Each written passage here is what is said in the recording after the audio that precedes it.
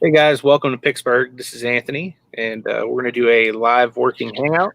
Was trying to wait on the beard to get here, but he had to apply his lion tamer, so giving him a few extra minutes for the lion tamering of his beard. But got Paul with me. Gate City Pickers in the house. Good afternoon, everybody. Hope everybody's staying safe and social distancing. Yep. What's up, Cajun? Good to see you, man. I'm going to drop the link again if anybody out there wants to come in and hang out with us. You are more than welcome to. I have room for 4 more people. Wink, wink, nod, nod. Craig, land shark picker. I ain't hung out with you in a minute. Come on, Craig. Unless you're working on some of that super secret stuff you work on. Got Philly Picker in the house. What's going on, my man? Good to see you. Mac Man, he's been trying to jump in and out, but I think he's having connection issues. So, Mac, you're more than welcome to join us again if you get that situated. Jacob in the house. What's going on, my man? Good to see you. Wendy in the house. Good to see you, Wendy. Glad you're able to be here. Again, got Craig, Land Shark Picker in the house. Got Lisa C. What is going on? Touche, Lisa. She says the people in the thumbnail are not practicing social distancing. Right.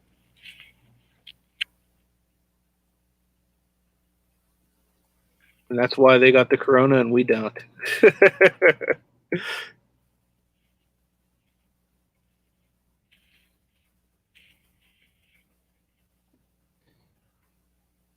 Hey, what's up, Frank? How you doing, my man? Stroke of luck. If you guys haven't yet seen Frank's channel, check him out. He does a show Mondays. It's 1 p.m. my time, which is Eastern. He does a show with Uncle B's Old School Flips, and it's really good. So I suggest you guys check them out. Frank, you're welcome to jump in if you'd like. Hey, Debbie, how you doing? Good to see you. Craig says he's got bills to pay. It's $39.99 for him to come in. Yeah, I saw that. His price went up. Lisa says eat that pistachio pudding and come on, Craig. Old pistachio pudding joke. It never gets old. No, it never does. I'm curious who started that pistachio pudding. I know Derek used to beat that one till the cows came home. Oh, yeah, no problem, Frank. You're welcome, man. Yeah, so we're not properly socially distanced on Craig's screen. It's a good thing there's probably several hundred miles in between us. Correct.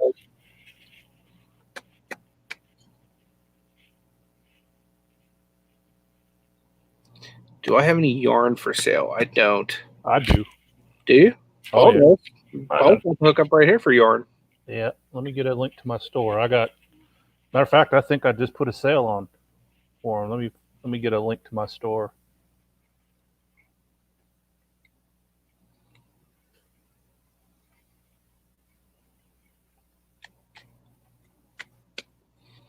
That's what's cool about this community. Anytime you're looking for something, you can just say, hey, do you have this or that? And then if somebody does and someone else is like, I got that.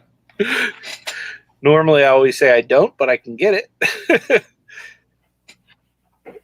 There you go. I dropped a link to my store. I'll tell you what kind it is too. It's one brand too.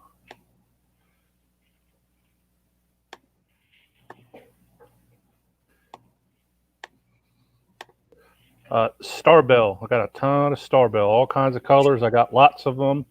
Got singles. I've got groups of colors. So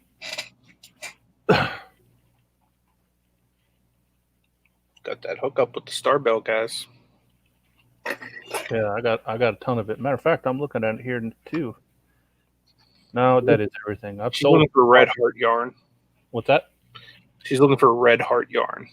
I don't know what Red Heart is, but is that a name brand or a color? Because one of these things I learned about going through this yarn is there's lots of color combinations that they call. I can imagine. Like there's a color called balloons. I didn't know that. Balloons? Balloons, yeah. It's a yellow, green, bluish color. It's called balloons. Wow. She says it's a brand.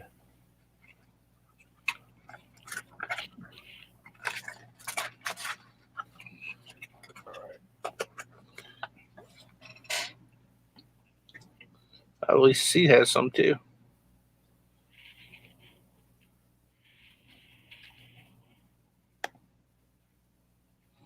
What's up?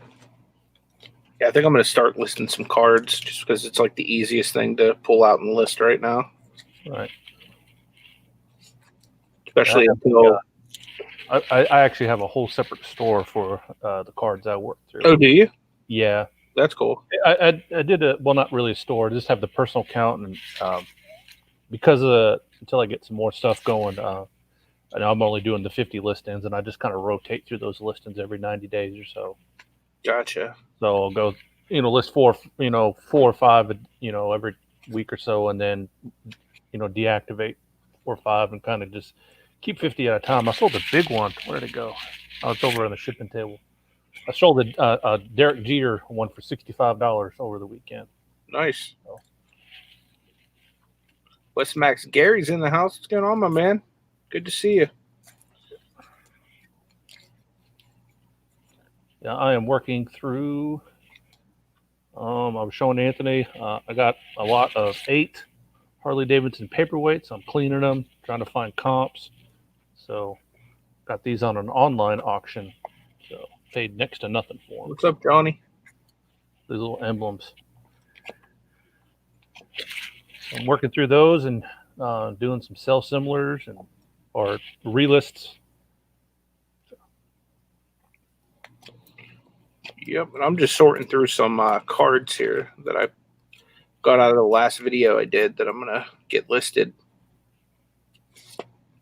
I also ordered some single cards, like jersey cards from eBay that I'm going to reflip that I sniped out like in the middle of the night the other day. The best time to do it. Yep. So they should be pretty desirable from kind of the research I looked into. Like, I'm not going to make like money hand over fist, but I'll probably at least triple my money on the ones I picked up. There he is. What? How we doing? His beard is tamed and his hat is crooked. Yeah, Nate shows up like gangster lean.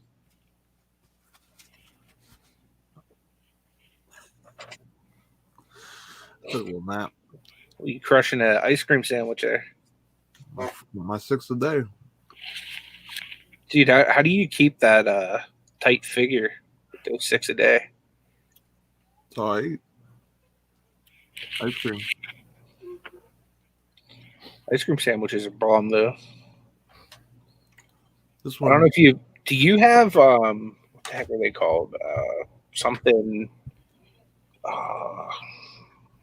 custard. Glenn's custard. Do you have that over on your side of PA? I don't know. They have these things called Glenwiches, where it's like their own custom ice cream sandwich, where they take like a special custard that they make in house, and they'll put it between like 2 cookies or like different types of stuff. So bomb. Sounds fire. Yeah. What's up, Robert? Good to see you, bud. Gary, man, you should pop in and show us sunny California. From the safety of his home from the window, because I believe they can't go outside right now. Yeah, they got that stay home advisory going here now too. It was like in every county but mine, but now it's in mine. I literally have 2 confirmed cases of corona in my town, like one at the high school and one at our largest grocery chain. So, Betty Webb, how are you? Good to see you. Yeah, anyone that's in the chat that wants to come hang out with us, you can feel free to click the link that I just put in the chat and come on in. Nate, you talked to Mama today? Nah, I worked all day. How was So, work today? that was all right. Got any like spoiler for us, Mr. Burns update? He just came at the end. Like they're sending people. Well, there's people volunteering to work at another facility that we have, Mm-hmm. and they asked me. I'm like, hell no. You don't want to work at the facility you're at. Where's the other facility at, Nate? By Allentown. Oh, okay. So Yeah, if I would have went all the way over there, I would never be home. Yeah, dude, that's quite a bit further. Yeah, it's like a. See how long the drive it is. Why would you want to drive out to Allentown to work? I don't know. It's like what's it called? I guess we'll see for our pickers or whatever. They're not getting a lot of hours or whatever. Yeah. So Hey, Brad. they just have to offer it throughout the ranks or whatever. Like, but that's majority what it's for because I'm guaranteed my 8. So Yeah.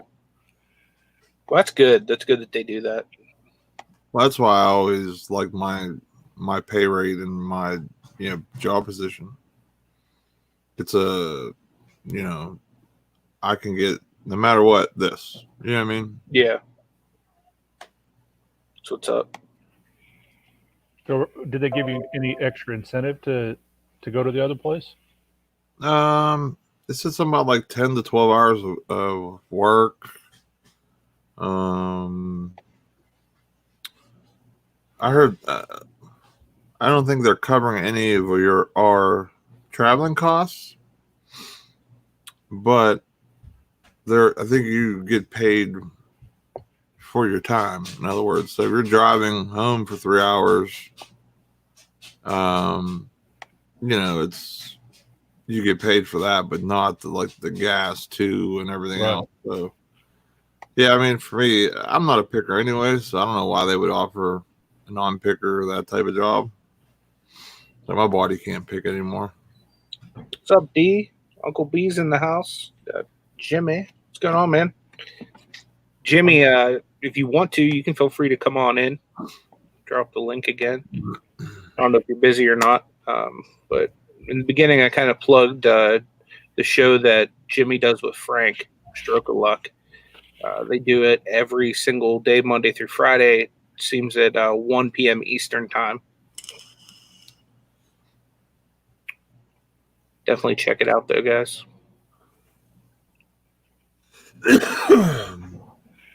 Damn, what I imagine that picker things where you run around and pull orders and things like that. Yeah. Yeah, that's no fun. I did that, 20 years ago before I got the job I got now at Napa. We have a Napa regional house here. Man, pulling car parts and send down the conveyor belt. I'm glad I got the job I got now. I didn't end up staying there. Hey, Lauren. Good to see you. Like I said, I don't even know why they would even offer us that. I mean, and the thing that don't make any sense to me is, there's work readily available, for them, but why not for us? Mm-hmm. So I don't know what they got going on right now.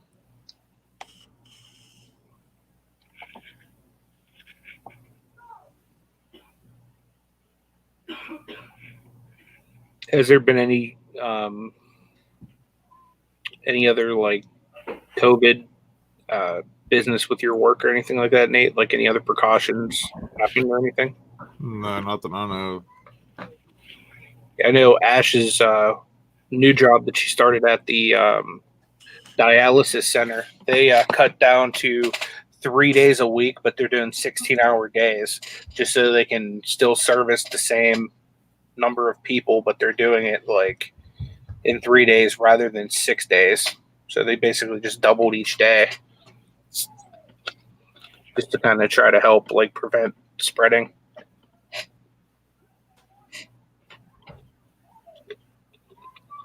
What's up, Greg? Come on in, man. No money G in the easy. What up, G?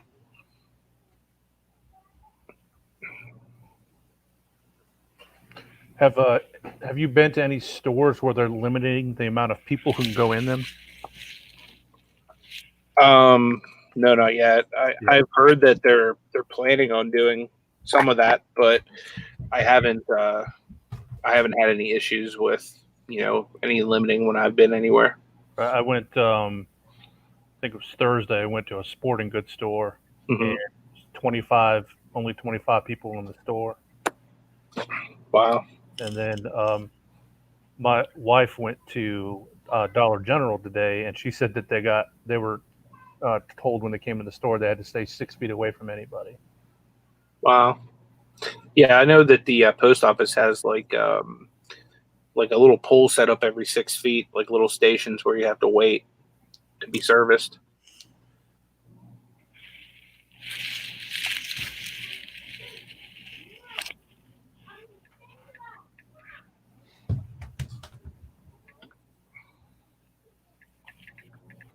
Looks like I'm going to do pretty good on these little Harley Davidson things. I guess they're a dealership issued ones. So I guess Jimmy, what is going on, guys? Probably collected them from different dealerships. So What's up? Come on, Nate, Anthony, and Gate City Paul. What's up? hey, how are you? Good. Mac was asking if I thought about getting any of the cards graded. Yeah, I've thought about that. Thinking about possibly doing the Zion Williamson rookie, but I think you should do that job too. yeah, What's Jaw's that? killing him. He reminds me of Iverson. yeah, I was the man. Yes, What's the Zion worth graded? I'm not sure, to be honest with you. I'd have to look it up. See, I was just gonna say that make sure that there's going to be a drastic difference between a graded and a non-graded one, because other than that, it won't be worth it. Yeah, gotcha. One thing I've seen like graded and that's been like a little bit of a hype card has been pretty huge jump up. Because those people that have those they have it graded and it's they know what it is and they'll be able to have it forever. You know what I mean? Yep. Sonny's coming on our show tomorrow. Ecom Beyond. I'm looking forward to that. I want to nail down a time to bring on you, Jimmy, you, and Frank. Whatever is convenient for both of you guys. I definitely want to see you guys grow. I've really been enjoying the show you guys do and a lot of your content and stuff I've been watching up on. I appreciate that, man. We just having fun, just want to try to get, lighten the mood and have fun one of these times and try to grow it. Yeah, I appreciate all your support for sure. You guys are awesome. Can't express that enough.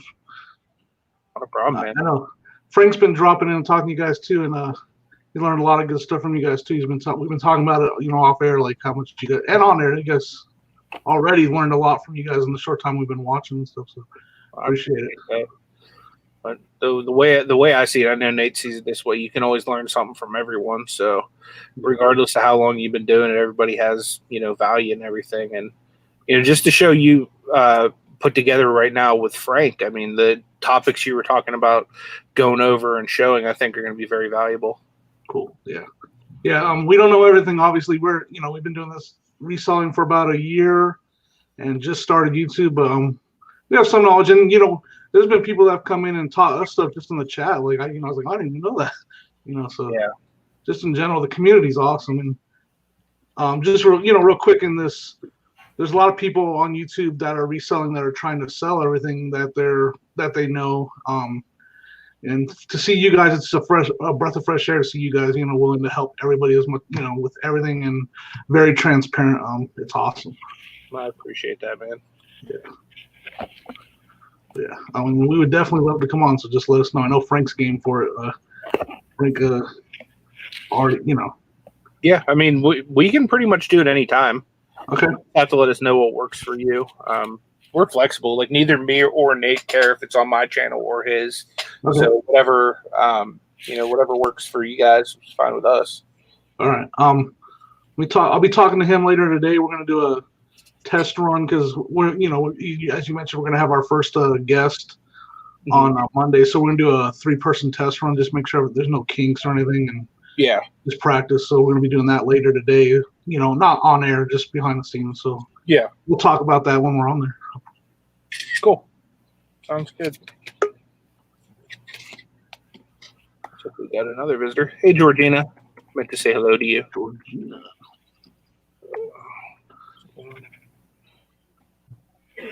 Macman. Can you see me? I can't see you, no, but I can hear you. I can't see me either. Here, I got you covered, Mac. You can just turn your camera off. Now we can see you. I was gonna say, you gotta take the mask off and then we can see it. I can't let everybody see my identity. Yeah, so that's what's really going on. I'm Trying to telling make- you, man, this whole past weekend, dude, I've been selling a lot of video games. Yeah, that's awesome, man. I sold 4 Wii Fit games. That's awesome. Yeah, I sold out of most of my good video games. Like a lot of the stuff I have left are like pickles. Have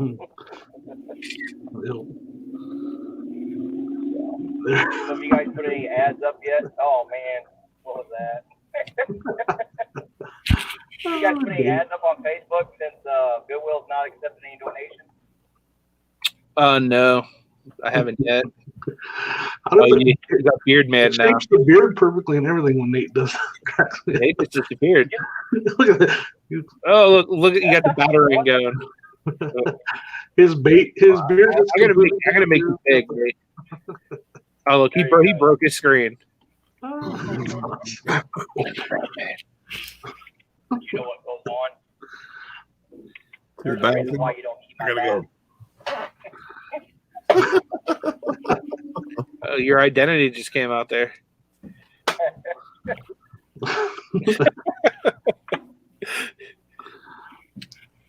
What's wrong with your eyes, Batman? Right? Where's your I got special You look like content. a demonic Batman. Look, he has vape coming out of him at all times. Nope. Oh, look, now you're Wilson from Home Improvement. Now you're Wilson the neighbor. Ah, shit.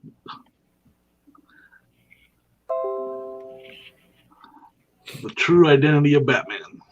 Yeah. Na, na, na, na, na, na, na.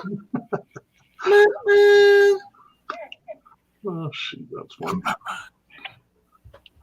Why does my mouth look so big? It does look pretty big. Yeah. What the hell? You know what Nate reminds me of? Why did I even pull it off of Nate? Got a bubble lip. What the hell? That's too funny. That was They gave you some weird looking eyeballs. I know it, dude. Oh my gosh. That's too funny. Oh my gosh. That's what I'm talking about. You guys make me laugh every day. Georgina's a fan. She says, "Oh, Nate is Batman." He's it's not Bruce Wayne. It's Nate. It's just, I'm I like, the Batman game, but you did straight up rip off Macman with it. I'm like, Nate reminds me of the guy off of Skillet, the lead singer. Uh-huh. You ever seen him? Yeah. Dude, him and Nate could be brothers. They're both lion things, I can tell.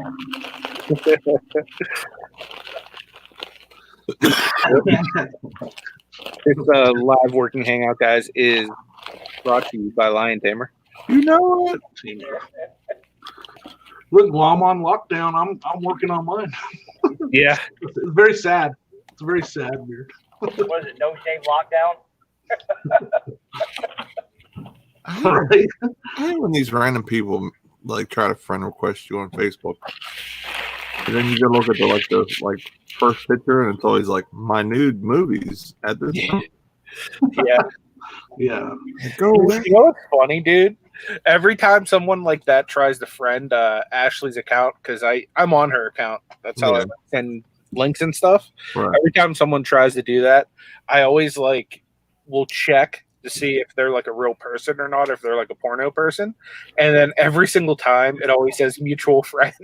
I like to go and see who's friended the porno person. Well, not even that. Like, I know what you've been doing.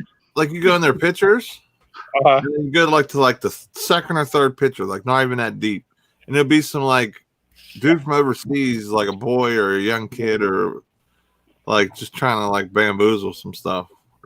Oh yeah, This I is get it all the time. Like, this sell is my your fake course on son. Amazon. Sorry. Amazon got mad at me today. That's awesome, Johnny. Johnny said he listed 15 items on Mercari. So the first item he listed first 3 minutes. Yeah, Mercari's awesome. Yeah, I had my second sell go from Mercari. Nice. I'm not complaining about it. I set my goal at, I wanted 5 a month, and I'm already at 4, so I'm definitely happy with it. And it's been a week and a half that I've been on there, so Nice. yeah. So I'm happy with that. If I can get more than 5 a month, then that's just bonus to me. Yeah. Just to start. I started off with 125. If I can get 5 out of 125, I'm very happy. Yeah, definitely. So I had a question on that. So when it rolls into the next month, I'll get another 125. I can move over. Yep. That's pretty good then. You get 125 every month. Talking about VENDOO, sorry. Yeah. I know you guys all know, but maybe some of the people that are watching, just talking about using VENDOO to move it over to Mercari. I know Frank just started to hashtag VENDOO crew. Yep. You got me with that. I joined. Yeah. Nate wasn't having it at first, but now he's got the hashtag VENDOO crew tramp stamp on it. Yeah, because they bought him out. He's a sellout. Where'd you get that done at? And where'd you get that tattoo work done at? Does it have like What, the VENDOO crew? Yeah. Well, whenever you go get that done, something doesn't work. So I mean, did you have to straddle the tattoo table or to get sorry. He said, "Well, I'm here. I might as well." That's awful. Oh, you're fine. I'm just still half asleep because I took a little nap. How many days a week do you work, Nate? At my full-time job, 5. 5. Just On overtime? Sundays, I gotta go in at 4:30, and I usually wake up at 3. Yeah, you don't get any sleep. No. For the week. That's because every day is slow. Right? Yep. I usually stay up till about 3, sometimes 4, sleep till 9:30, then come do the show. Man. I'm not capable of that, I'm not gonna lie. The only way I can get, just get a lot of shit accomplished, Yeah. That's some of the questions I have for you, because I've tried some RA stuff, very, very small amount, and man, that's a lot of work. And it's not just the shopping; it's the research and stuff. I don't even know how do you find time with the Amazon app. It does most of the research for me, because if I'm selling it, if I'm buying RA, chances are it's Amazon 98% of the time. Right. You know what I mean? Very rarely is it something eBay. Not saying I don't like doing it, but I just know when I buy something like that, it's just going to usually fly off the shelf. So, but I don't know. I prefer Amazon. Is that Chris over there? OSP. Oh, what's up, Chris? What's up, Jimmy? How's everybody doing? Hello, SP. What's up, Nate? How you doing? Hanging out, brother. I hear you. It's supposed to be a working hangout, but I'm not working. Oh, dude, honestly, it doesn't matter if you're working or not. Hangout's a hangout, That's the way I look at it. It's a driving hangout for me. I'm driving. Oh, you're driving, hey. You ain't playing around. I'm getting ready to start, getting ready to go to one of the bigger cities, Postage. I just listed this Jameis Winston card. Did he land with anybody yet? Not yet. No. I know we talked about him in the Jersey? Steelers or something. Just remember that. I wouldn't mind him in a Steeler jersey. I wouldn't either. We need a solid backup. For sure. Yep. Yeah. I think the Broncos signed some guy from Detroit or something like that. I don't remember. his Speaking name. of Steeler jersey, there you go, Nate. He gets up and walks away. You know you want to purchase this, Nate. What is that? James Washington. I would, but his hands are like. I bought 10 boxes today. Nice. I just sold this last night. Dak Prescott rookie card. Did you see my latest pickup at the yard sale yesterday No, So, on Instagram? no, I haven't seen it yet. what? $2 at a yard sale. Shut the front door. Oh wow. That's The box, awesome, the dude. boxes, the boxes are rough, but the toys is excellent shape. What? That's insane, dude. And $2? hold up, and another one. You What? got the gun Megatron? That's like the rarest one. Yeah, $2 each. $2 each. Moving. Let's see. Who'd you rob? That's insane. Yeah, I know. The guy I bought them from, he buys storage units and cleans out storage units, and then he takes it to his storage unit and resells it. I go to him.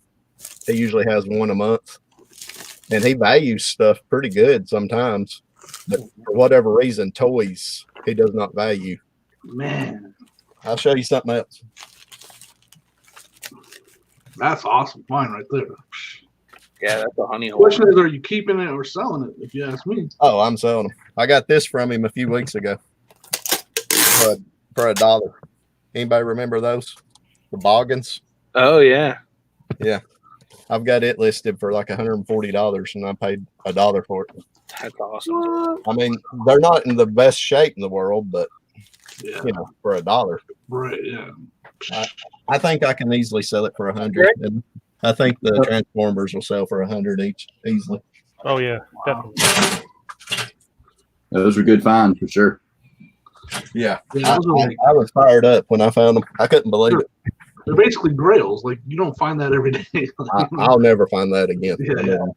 That's Yeah. crazy. When I first seen them, I wasn't 100% sure that they were the originals, but you know, I thought they might have been repops or something. But I was like, for $2 each, I'm buying them. I'm not even looking at them.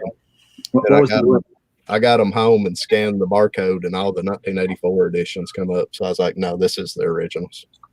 Yeah, I couldn't remember what year it was. I knew it was mid '80s. I couldn't remember. Yeah. Exactly. I thought it was when I seen them, but I wasn't going to take a chance. I wasn't going to sit there and look them up at the sale. I was like, I'm It's like a buying. lottery ticket, right? They're like little scratcher lottery tickets. Like Well, I mean, even if they'd been the repos, I mean, they'd still been worth $20 a piece or something. Right. right. $2. That's a no-brainer. That's a no-brainer. Right. I bought other stuff from him too, but that was by far the best stuff. I couldn't believe it. So I think the originals, those are all metal, and I think the repops are like parts of them are plastic. Yeah, I think so. So if you look at the repops and you see any plastic on it, then you know it's a reproduction. I mean, the boxes was rough, but the toys are good. I could go to every yard sale in our area. We'd never find anything Hey, close Jamie. to that in value. Well, I mean, this was a rare occasion. I don't find stuff like this ever all the time either, but this yard sale's a mile from my house, so I had no excuse not to go. I think it's just like the area, man. Like you know, Man, that's like, awesome. It's awesome. like in our area, you get a bunch of people that are like just hardworking Americans just trying to get by. Right. I mean, so a lot of the stuff that might have some value, they either put on Facebook Marketplace or they just sell it or give it to somebody else or whatever. So when you go to these garage sales, like it's hard to find stuff that's like some nice money or whatever.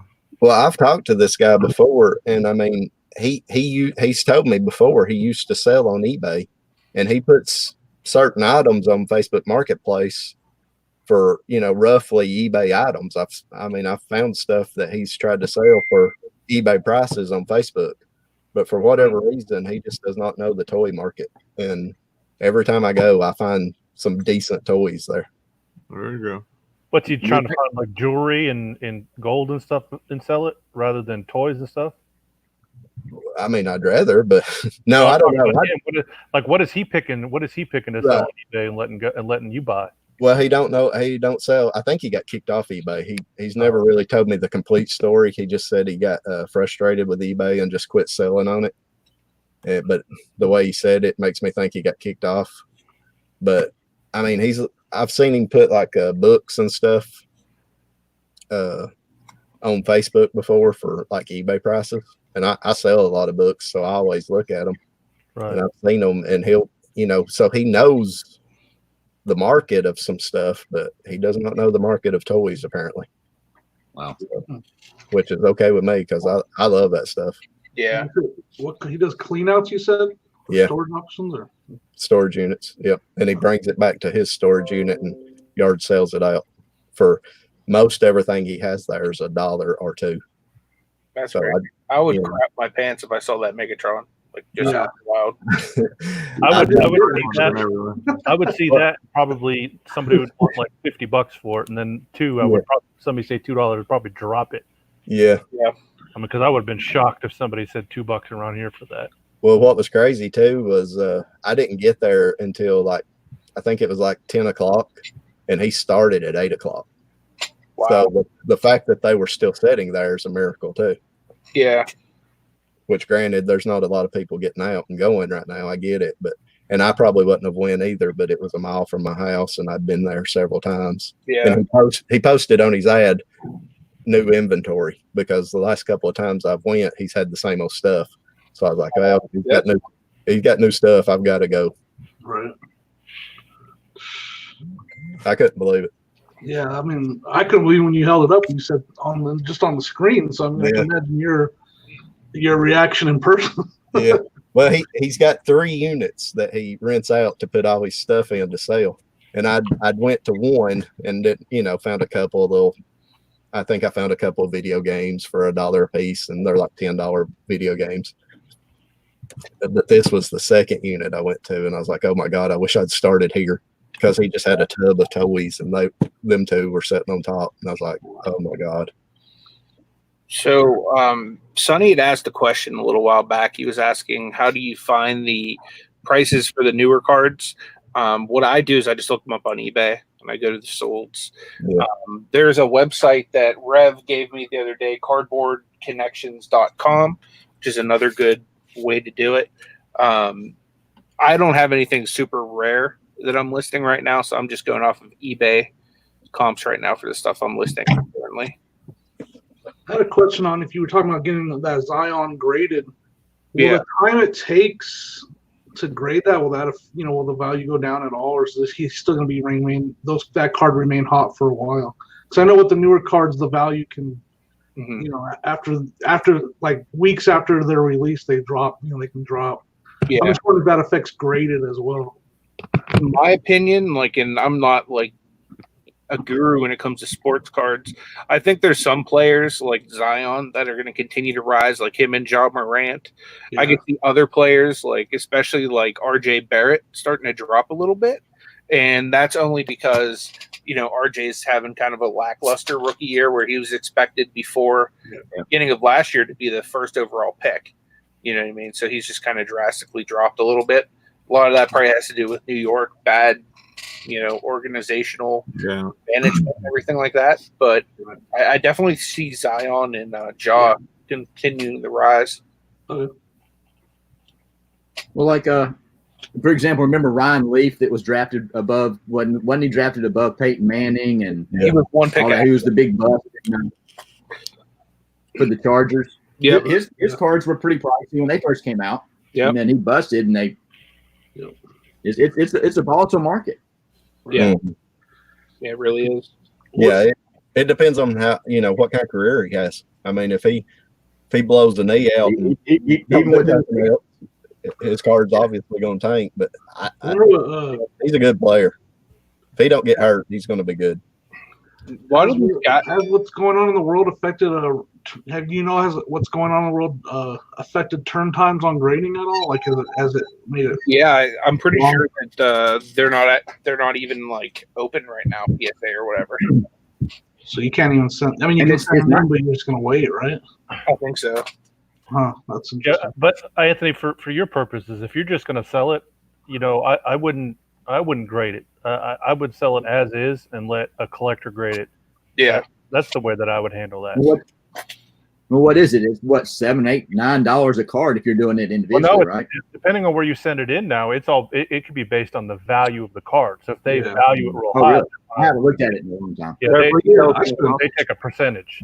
So they value the card at $1,000. Really? They take a percentage of that $1,000 value. Hmm. That's crazy. I had some Pokemon cards graded in October, and I spent $20 a card. Yeah. At PSA. Which ones did you get graded? Wow. I'm not great with saying the names. I know you know a lot about Pokemon. Shining. So a Shining Calibri, or was that? How's that how you say it? Yeah, and then a Shining. What's the dog that's like rocks? Dog that's rocks. It's like like a lizard. I'm sorry. It's like a lizard that's all rock. Oh, is it like Reinhorn? No. It starts with stone or something like that. Or stone. Yeah, I'd have to find it. I don't know. Anyway, yeah, and then I don't remember the names. Sorry, I'm not.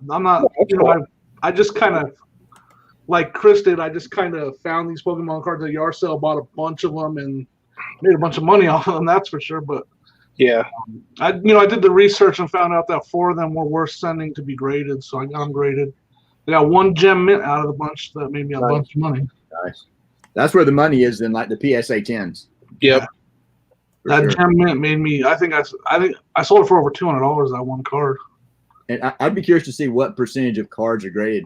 Just using PSA as an example, PSA 10 versus ones that are, somebody sends something. I would think it'd be a 10, and it ends up being like a 7 or an 8. Well, they're picky on those 10s. So I was going to ask that Zion that you just opened that, like it's fresh out of the pack. That should get a 10, right? Or is there, if it's off centered, I guess. Yeah, a lot of it has to do with the centering of the card and, or any of the corners nicked, that kind of stuff. Gotcha. Misprint, a blur in the ink. Yeah, they really scrutinize them. Okay. Even if there's like a little scratch on the front of the card. That's big on Pokemon cards because if you played it in the game, because they're game cards, they get scratched on the surface. Really. Yeah. So if they were played in one game, they're no longer mint. Yeah. I want to answer Cindy's question too before I forget about it. She says, do you use StreamYard from a phone or computer? I've done both. Now, if you're hosting, you have to host that from a computer. But like, for example, anybody that's not the host of the StreamYard, they can come on any way they want, whether it's computer, phone, tablet, however. So that's what I would suggest. If you're running it on your own channel, then get on your computer. If you're not, you can do it any way you'd prefer. Essentially, you just click a link, then it asks you to put in your name, and that's it. So, yeah, I just started using it. I can't believe how easy StreamYard is. Yeah, definitely suggest it, and it's free for up to 20 hours a month. So if you're not like going to be doing, like, for example, like me and Nate do a daily show, you know what I mean? That basically makes it so you almost have to do the paid version. I'm looking forward to that. Yeah, it's worth it though. It's a good investment. Yeah, if you're going to do it daily, you about have to get a subscription, I would think. It's not bad. What is it? What, $15 a month? I think it's 20. I know it's reasonable. Yeah, it's definitely worth it. The way I look at it, being a monetized channel, it's just going to be paid back to me anyway through the monetization eventually. It's an expense, if you're claiming your YouTube income. Yeah, for sure. That $39.99 you paid me to come in today. That's Yeah. deductible. Paid for 2 months of StreamYard, huh? Wait, Exactly. he's giving me 30. I knew I was getting a bad deal at 10. No, I'm kidding. Wait, y'all got paid? Oh, I'm fine. I didn't even say that out Hold loud. up. I'm out of here. Come out. That's funny. Yeah.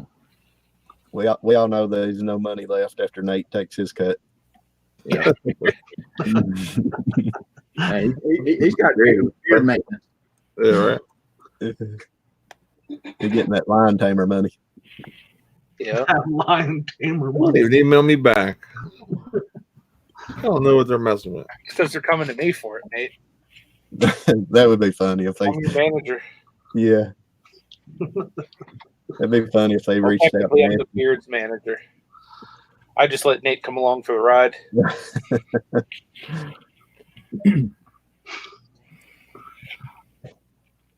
That's funny. They need to make like that Batman mask. They need to make that guy's hair do so Nate can put it on in the chat in the video. Cody Brow wants to know if Nate Dizzle's alive up there. I'm alive. I'm working. What you working on, Nate? South Coasting. It's just his hat. His hat's the only thing that made it to the show today. There's a reason he's not showing anything below his head. Pants are optional on Sundays. Praise the Lord. Please don't move the camera. I gotta get up in a second. Hopefully, it doesn't like reveal that you're the ballsack bandit that we were looking for. A month ago. I would go ahead and guess that would be a different. Hey, Kelly, what's going on? I wish eBay would give you a notification when your promotions or your promoted listings ended. I stop and restart mine pretty regularly, and some days I just wake up and forget to do it. Yep. I get later in the afternoon, I hadn't had any sales. I'm like, I must not have restarted my promotions. Greg or Nate, No Money G says that you're working on selling penny stocks. Yep. Mm-hmm. Penny stocks, maybe. Mm-hmm.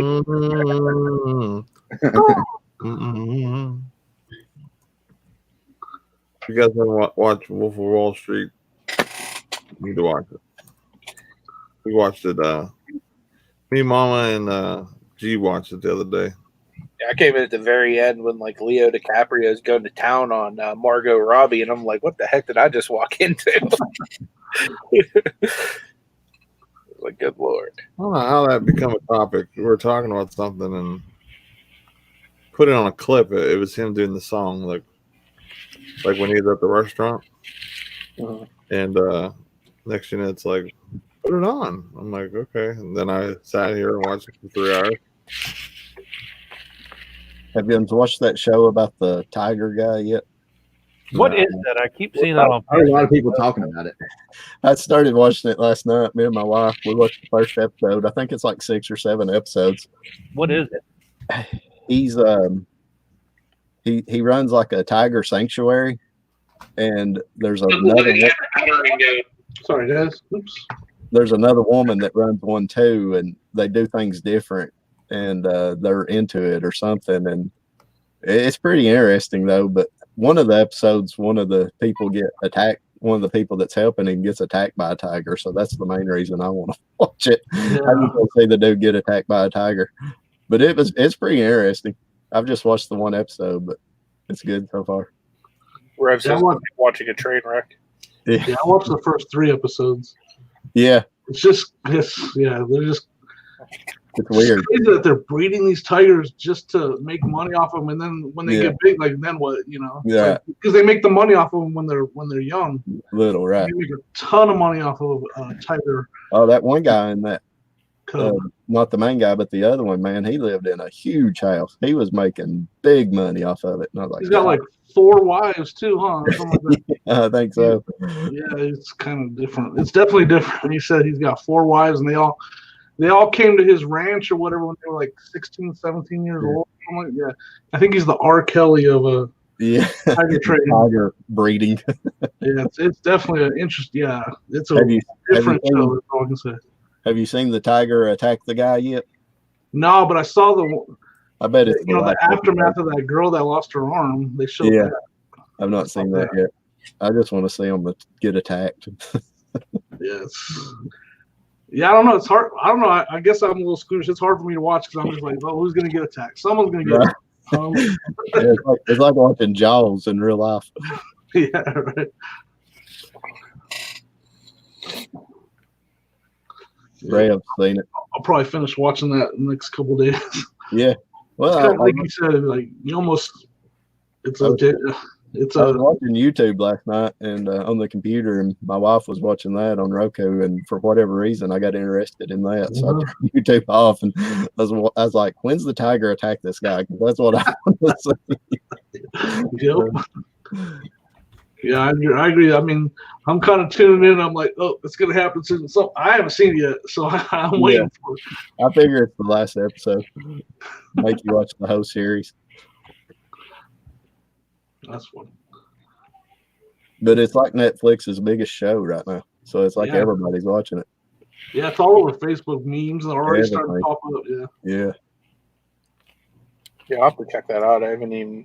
it's pretty good.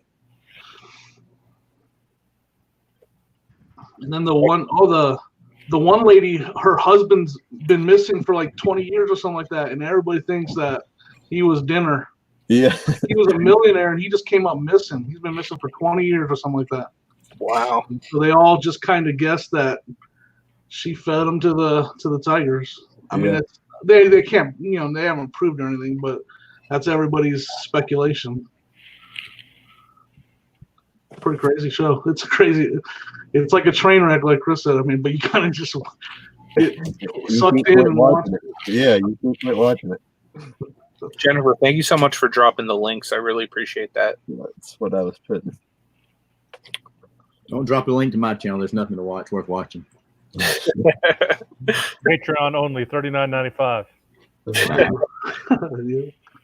I pay you to join my Patreon. At least Craig's honesty is his best policy. Well, Nate? That's at least Craig's honesty is his best policy. Yeah, touche. Not afraid to say it, and my views show it. Apparently, it's not too much. I've got one video that's free. I think I said something to you, Anthony, about it a while back. It's gone crazy the last 30 days. Now, it's a video that's a year old. What's it about? It's don't go back and watch it. It's terrible. Nobody watch it. It's terrible. The lighting is terrible. I did it in March of last year. It's how to use your iPhone as a webcam on a MacBook. I've got it's 13,000 views it's my largest video, but there's no logic to why it all of a sudden started growing. I don't get hardly any views, but I have one video. For me, it's like every week it gets like 5 or 6 views. It's grown to like almost 400 views. That's my best video. And it's about selling Monster High dolls. It's amazing. Every week it gets 5 or 6 views every single week. Like that's better than mine. I think my best video has like 210 views. Yeah. Don't think that's small. I mean, I'm happy with that, but Right. Well, that's by far the highest. The next one is like 70 something like that. Most of mine get 100 to 150 of the last few I've been putting out, which I've not put out one in forever because I've been doing lives. How many subscribers you got, Chris? 490. Man, that's not bad. I'm close to 5. I was hoping to get it by my birthday. My birthday's a week from today. Rev, thank you so much, man. Yeah, awesome, Rev. Rev is just plain awesome anyway. That's $1 a piece, right? We only need 39 more of those to cover my. That's right. After fees. We're getting closer to being able to afford Craig's contribution to this panel. So thank you so much, Rev. I don't know if any of y'all watch Jason Static. He was on live the other night. He used to do a late night show like 10 or 11 o'clock at night. He's a small reseller, but he used to be an ex-pro wrestler, kind of like you were, Anthony. Yeah. And he is so funny. We got into his live one night, and he got a couple of super chats. And I wasn't even on the panel. I was in the chat. I was pushing it on. I'm like, who's going to up this person? Because he had it displayed on the screen. You know, who was the high super chatter? Oh, he made like $300 or $400 just because I was in there just egging people on. Come on, you can't. Nate, were you one of the ones that donated that night? Yeah. Yeah. I was like, somebody's got to beat Nate. He's got the high score. Mhm. It was just like money. He did real well tonight. I see how it is, Nate. I don't think I ever seen Every Day I'm Hustling dropping super chats. Well, that's been what 6-8 months ago, maybe a year ago. It's been a while back. It's because he gives you those super bolos. Right. Yeah, That's it. he has shared some super bolos with me. Probably worth a little bit more than a super chat. I guess it would depend on the level of super chat. Teach a man to fish. Yep. Exactly. That's what it's all about. What's your subs at now, Nate? Are you getting close to that 1,000? Don't say $9.99. No, I guess. You think I'd be sitting there working if I was at $9.99? I think $8.15. 817, they said. We told you when he gets to $9.99, Mr. Burns is going to be 1,000. By the time I hit 1K, I might be going full time by that time. That'd be awesome, dude. I hope that happens for you, man. I know how much you would love that. Dude, you'll be at 1K like soon, man. Like I would say before the start of summer, you'll be there. So I'm averaging about a sub a day. that's good. So Anthony, what do you think? I know you've been monetized a couple of months. What any easier or harder, or do you find it more motivating to produce content? Do you find it's tough getting to? I think if a lot of people put as much effort after reaching 1,000 as they're trying to get to 1,000, they'd be a total. Honestly, like I think it's a lot harder once you hit the 1,000, like because going to 1,000, everybody is like, I don't want to speak for everybody, but my viewpoint of it, everybody's like, okay, I just need to get to 1,000. I just need to get to 1,000. I got to 1,000. It was like, okay, and you know what I mean? It's kind of like one of those things, like, okay, well, I made it to 1,000, but since I made it to 1,000 in November, I'm only at like 1,350 now. You know what I mean? So it's like getting the grind. I remember Craig told me, like, once you hit that 1,000, it's like a really hard grind to get to 5K. Yeah. I'm almost halfway there.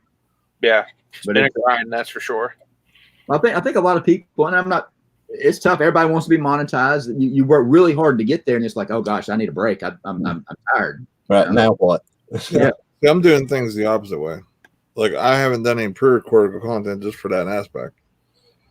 I want to, if I'm going to put something out or go put time into where I should be doing my business or whatever.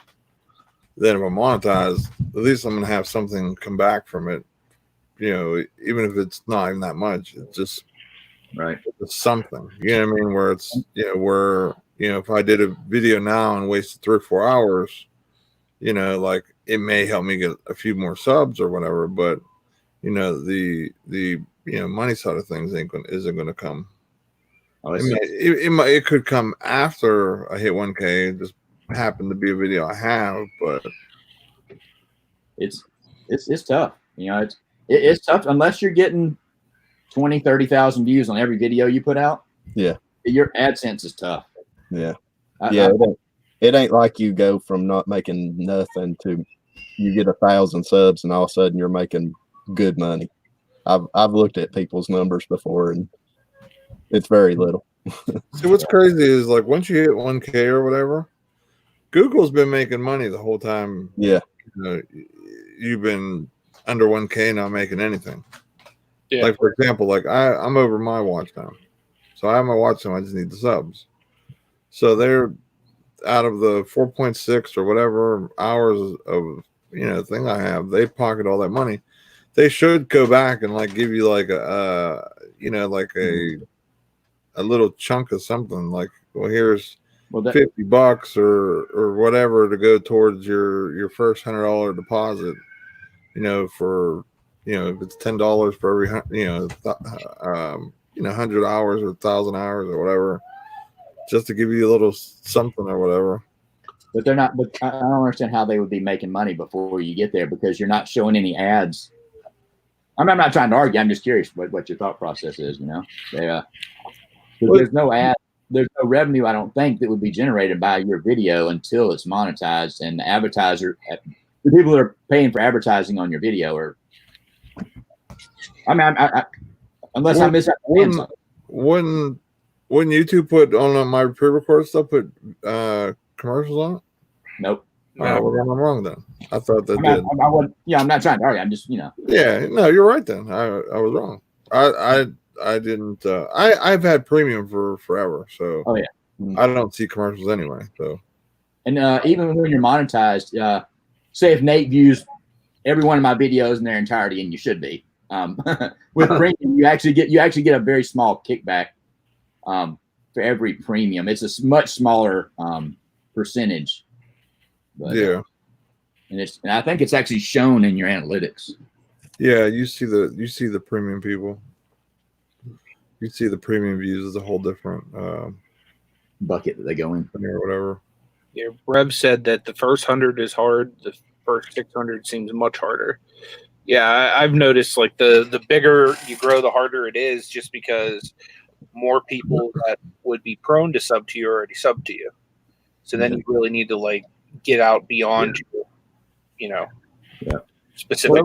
700 was the worst. Worst. But you look at what Jennifer says down there. I don't put any effort in. I'm at 829. But if you go into a live stream somewhere, more than likely Jennifer's there. Definitely. And I think that's some of the best advice I could give somebody to grow, to get out there. Maybe not further on, but as you're starting your channel and getting out there, being as many lives and be interactive with people. Show them that you have some knowledge. Mm-hmm. Even if you're not up on a panel, talk to people. Mm-hmm. I think that's where most of mine have come from.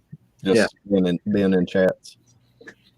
Which I've had a couple of shout outs too that's helped too, but I think those are good. They don't give you quite what they used to a couple of years ago. Well, there's so much content out there too. People only have so many hours a day to watch, Yeah. And it's getting so easy. You see, I've been in the YouTube reselling community for probably almost 5 years, and I only had a channel for almost 2 now. And the only thing I regret is not putting out content any sooner. Yeah. Because there's so many people. You look back over the last year, and there's just been so many new faces. Mm. It's not bad. It's become a lot more competitive. Right. That's awesome. Asian said he just got to 100 just by chatting. Right. Yeah. It makes a difference, getting out there. And, people see that you're cool and they want to come support you. Yeah. The main thing is just being part of that, the community. You know what I mean? Like, you see this guy goes on, you hop in, everyone says hi to you. If you lurk, no one knows you're there. Right. Showing love or I didn't know my monitor was that low, or my camera. No one knows you're showing love or you're supporting them or whatever. So it's always better at least just go in there and say hey or hello or whatever. You know what I mean? So yeah, and I'm bad about that because I've been like when I've got a lot of work to do on eBay, I'll have another tab open and be listening in. I've been listening to Jimmy's lives a lot and just not saying hi, or letting people know I'm there, but just been lurking in the background just for something to listen to. But you're right. You should always go on there and just let people know you're there. Because if you don't say something, they don't know you're there. Right. Yeah. Well, it don't only help you, but it gives the person doing the show too confidence to know that, hey, somebody's in here watching. Yeah. Right. I've walked up on a couple of, I get out there and I just search eBay reselling and look for lives and look for smaller channels a lot of times. Mm-hmm. And I've found several over the last handful of months, people that have grown a good bit where I show up and they're live and there's nobody there. Right. I like finding people like that. There's so much good content. Like when I was on the morning show, whenever we did it before, I'm a firm believer that the number of subscribers does not dictate how good their content is. Right. Yeah, I agree. Well, shameless plug here, but that's what I've been kind of modeling show on Monday nights is to, put a spotlight on either new resellers or new YouTube channels. Tomorrow night, I've got a guy on there. He's a dang golf club expert. Yeah, I've been watching Carolina Hustler. Carolina, And he only has like 100 subs, so I'm hoping he gets a lot tomorrow night. But I mean, every time you go to a thrift store, golf clubs are there. But I don't know nothing about them. I'm the same way, Chris. I've been watching his stuff too because that's something I want to learn. And so I've been watching his video. He's awesome because, like you said, the community. He reached out to me, watched one of my videos, reached out to me, and then we started talking. He started telling me about how he does information on golf clubs, and I started watching them. He's got some good information. Yeah, I'll probably watch that. He sells other stuff too. Carolina, what was his name? Carolina Hustler. He's probably near me because I'm in North Carolina, and man, there are tubs and tubs and tubs of golf clubs, and I always look at them and go, man, if I had the time, I bet you there's gold right there I'm staring at. Yeah. Well, I know golf, but I don't know golf clubs. I don't know what's good and what's not, or what to look for when you do find a good one. Is it beat all the crap, or is it in good condition, or what? I don't know. So you gotta learn how to ship them too. Yep. Right. I help my brother. He doesn't sell a lot on eBay, but he's big into golf, and he sold a couple of clubs, and it wouldn't fit in the USPS 2. Right. It was the worst looking thing I've ever shipped. I took just 1095, 1097, whatever the standard USPS priority box. I just wrapped it. I think he uses 2 of the triangle tubes and tapes them together most of the time. So what about a driver with a big head though? That's the thing I'm worried about. That was one thing. Yeah. You probably have to Frankenbox the heck out of that thing. Yeah. I mean, he sells other stuff, but I think he mostly sells golf clubs. But yeah, but he's cool. I'm looking forward to it tomorrow night. Like you said, sharing that knowledge. He might sell other stuff, but the thing he knows the best are those golf clubs, and to share that knowledge, that's right. Yep. That'll help. That'll grow his channel even better. People are always, because there's a lot of resellers like us. All just said, I want to sell golf clubs, but I don't know enough about them and how to ship them and all that. So that knowledge is good to get. I mean, every thrift store I go into has 2 things: records and golf clubs. Well, I know a little bit about records. Just knowing music, anything 80s music's gonna be good, or you would think it would be. But I don't know nothing about golf clubs, and they're cheap. Yeah, yard sales too. I think golf clubs are yard sales. Less than $3 a piece is what I asked for. Look at I know some of the big brands. I usually don't pick up full sets unless it's like a Cobra or a really big name. But right. I always look at putters. Scotty Cameron is a big name on putters. Yeah, some of them can be like $200 or $300, I believe. Right? Yeah, wow. I haven't found any, but I've been researching a little bit since I asked him to be on the show tomorrow night. I've been researching golf clubs just a little bit, so I don't sound, totally stupid about it. But I look forward to learning from him because it's just a market I don't know. If you see any that are wooden shaft as well, those are typically a lot older. They're pretty cool. My father has probably 50 wooden shaft ones. He tells me don't touch them. They're really cool. He won't let me have them yet. Stay away. Yep. He's a cool guy though, Carolina Hustler. Go check it out. Right now. Yeah, I went and subbed to him. I think he sent me a message, like a private message about him.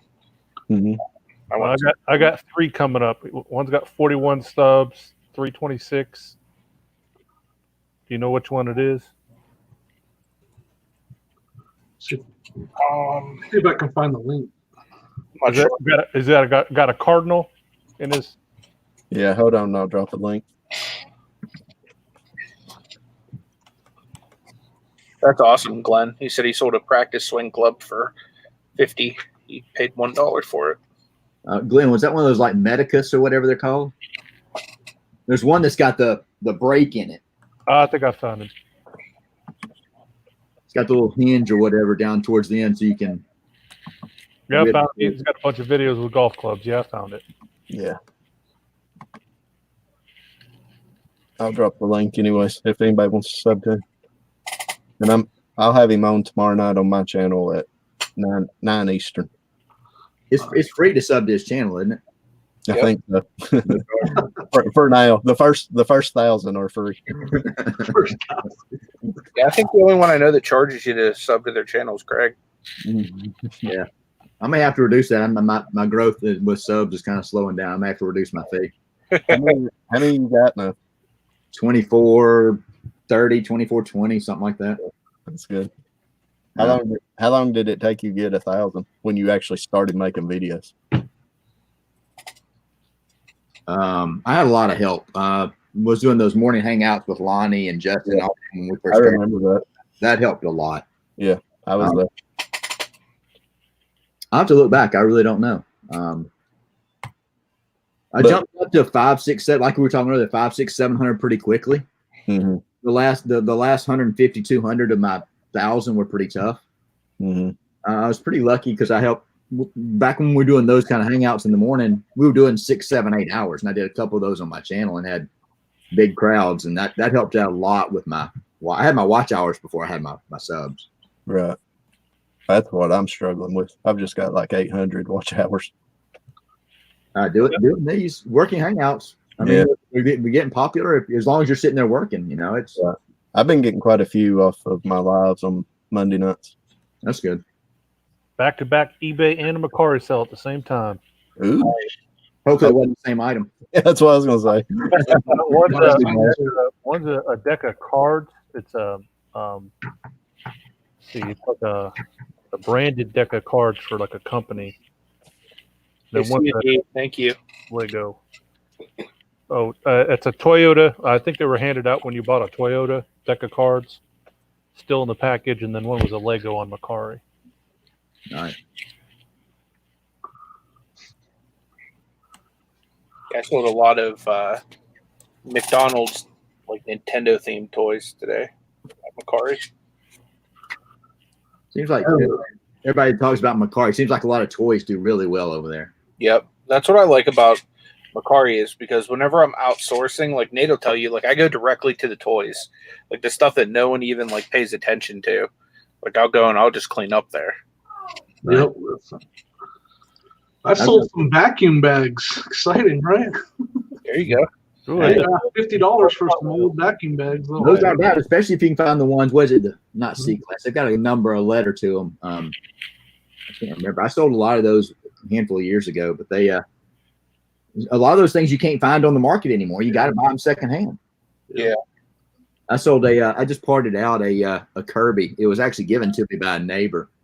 I just packed it up last night. I got $65 for the external bag that the bag actually goes in. I haven't even finished listing the rest of it yet. What happened there, Swamp? That's not. What's the word? There's over 5 million that use this word. Wow. Yeah, that's crazy, man. And the hard thing about getting a Vero now is eBay's customer service is non-existent. I've tried calling them several times, and basically it just says that due to the pandemic, they're currently not offering phone support, but you can like email them, yada yada yada. Because I've had an issue. Actually, 3 people bought sports cards from me. All 3 are claiming to paid. They're sending me screenshots showing it paid, but on my end, it still shows like it's unpaid. Yeah, so, sounds like a scam. You do manage payment, Anthony, that's a PayPal thing. Okay. There's probably a hold on their payment to make sure that they have funds to back it up. Or maybe new buyers or something like that. Okay. And maybe within about 4 days from the time that they said that they paid, you'll get an email from PayPal that says go ahead and ship it. Okay. I think I had something like that happen a year or so ago, maybe. Because when it came with the payment, I got this sold notification on eBay, and I thought it was an e-check. I don't even know if they have the ability to send e-checks anymore, which was something from way back. Yeah, that's their new kind of. We're going to hold on to these funds to make sure the guy, because essentially they don't have any money in their PayPal account, and so they're pulling money out of their bank account or credit card, and they're waiting for the funds to send to you. Right. Okay. That's what that is. I've dealt with that a number of times. They're waiting for a bank account transfer or a credit card transfer the funds into their PayPal before they send the money on to you. So what do you tell the customer though? Like what? Because you got to. That's exactly what you tell the customer. This is the PayPal is waiting on a transaction from your bank account or your credit card or something like that. Okay. Just tell them the payment hadn't cleared yet. Yeah, just that exactly. Just tell them their payment's not cleared yet. I've dealt with it plenty of times. So On the eBay side, it's not showing as awaiting shipment, is it, Anthony? no, as long as it don't show No. waiting shipment, you'll be It shows awaiting payment still. Hey, Ansley, how you doing? So Cajun has a question. He says, how often do you look at your sub count? He says, I lost one sub recently. Someone needs to go give Cajun that a sub. Which account should I log in with to go sub to it? No, I'm kidding. I don't look at mine as often as I used to. I know pre 1,000, I was always checking it, but right now I'm like nowhere near my next goal. So it's, I don't look at it as much. I obsess about not my sub count. I'm just checking out videos and how well they're doing and stuff like that. Yeah. If I pick up my phone, I'm gonna scroll to the studio app and check it out. Yeah. Mine's at the top of my YouTube, so it's real easy to, just check it out real quick. Yeah. Mm-hmm. So I look at mine pretty close sometimes. Like when I'm getting close to a big number, like right now, getting close to 500, I kind of check mine out every day. Yeah. After I get Early on. 3, I won't look at it much. Yeah, definitely don't worry about losing subs here and there. It's gonna happen, No, I lost one the other night. I'm the same as Rev. Rev just summed up how often I check mine. I hear you there, Rev. I've been there. I don't do it so much anymore. But I mean, do I still want to grow as much as I did before? Yeah, just I'm not as obsessive and butthurt over it as I used to be. and it's easy to get stuck in that. Yeah. But it's Well, I do. I mean, like Monday, I'm doing a live. I'll get up Tuesday morning, and it'll be one of the first things I look at, how good that live did. I mean, I don't know if it's called obsession or what, but every time I put out a video, I want to see the next day how good it did. Yeah. and the tough thing is that every video you release, the way I understand it, every video you release, the success of that video part of it is dependent on how well your previous video did. Yeah. There's a lot of things that go into the way the algorithm works and all that. It's crazy. Yeah. I was looking at that vidIQ that Nate was talking about. That's a lot of information to take in. Oh yeah. If you're putting out videos, use vidIQ, use TubeBuddy, use one of those two to help you. The one I'm using now, because I'm kind of done and over with TubeBuddy, I'm using Morning Fame. Morning Fame is good. Morning Fam. I'll check that I've out. never even heard of it. Why don't you show it off? All right, 1 second. Let me set it up. Like we wanted to save it for the morning. It doesn't get a lot of press. Now, do y'all use the free version of TubeBuddy or just the? Yeah, I use the free version currently. That's what I was TubeBuddy, vidIQ. I was paying for it. What was you paying for it? Is it a lot better to pay for it? Is there a lot more things? It's in my opinion, it's the only way you're going to get anything out of it. Right. But some people need more than others, and so on and so forth. So, but this, from what I understand, this is the best way to get your video onto the top page. It does like all the research. It shows you Google trending, like research, YouTube research. I mean, so basically, like you're supposed to like basically pick all this before you do the video. So before you even shoot the video, go do the video. You pick a topic or whatever. So say I want to do a topic about Amazon FBA versus eBay.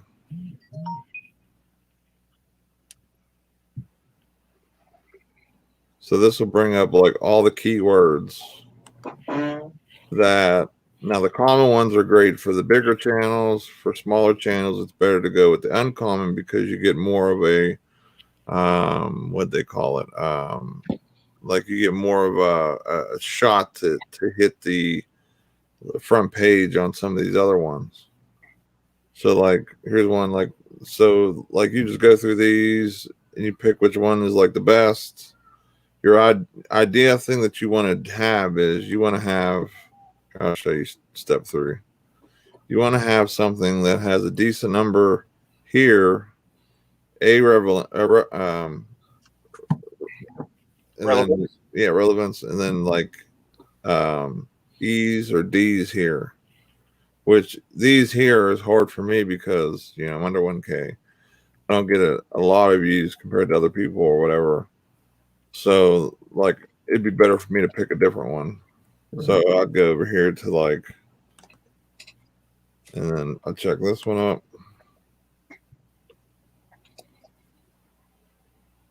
And a lot of those keywords that you're looking at on your channel has a lot to do with what your barrier to entry into that keyword is. Your channels. I'm just now learning that. I thought you could put a keyword of eBay and that would be a good thing. But if you don't rank on it, it's useless to put it on there. Yeah. Yeah, basically. And you're not going to rank on that word. eBay's a tough. But that's one of the things I use vidIQ or TubeBuddy for a lot is getting the building your tags and your keywords and all that to get that SEO score. Yeah. Like you want this search volume level to be higher, like a little bit higher. I mean, 20 is not bad. Like this part of it's good. Like for me, F's are okay there.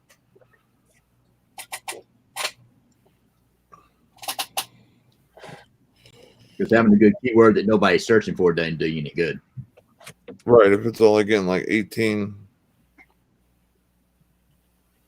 So like basically this, like these keywords would pretty much stink to use. Unless this one might be better.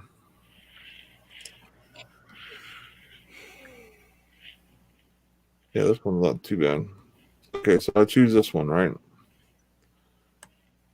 So I have this is the most important thing. You want your relevance to be an A. And then these other ones you can kind of get a chance to. So what it does is it brings up videos that is on the first page if I would search this in YouTube. So like there's one with Shane, homemade entrepreneur, ecom crew, Travis something, wholesale Ted, Brio, Crab Bill, somebody else, husband home mom. So this would be the one this is the gateway video. So this is the one I would have to like battle against to have a shot. Number of views probably. Yeah. Right. Well, that one's the last one on the page. So like this one has 201 views, 33 likes, 2.37 subs. So like I have a shot.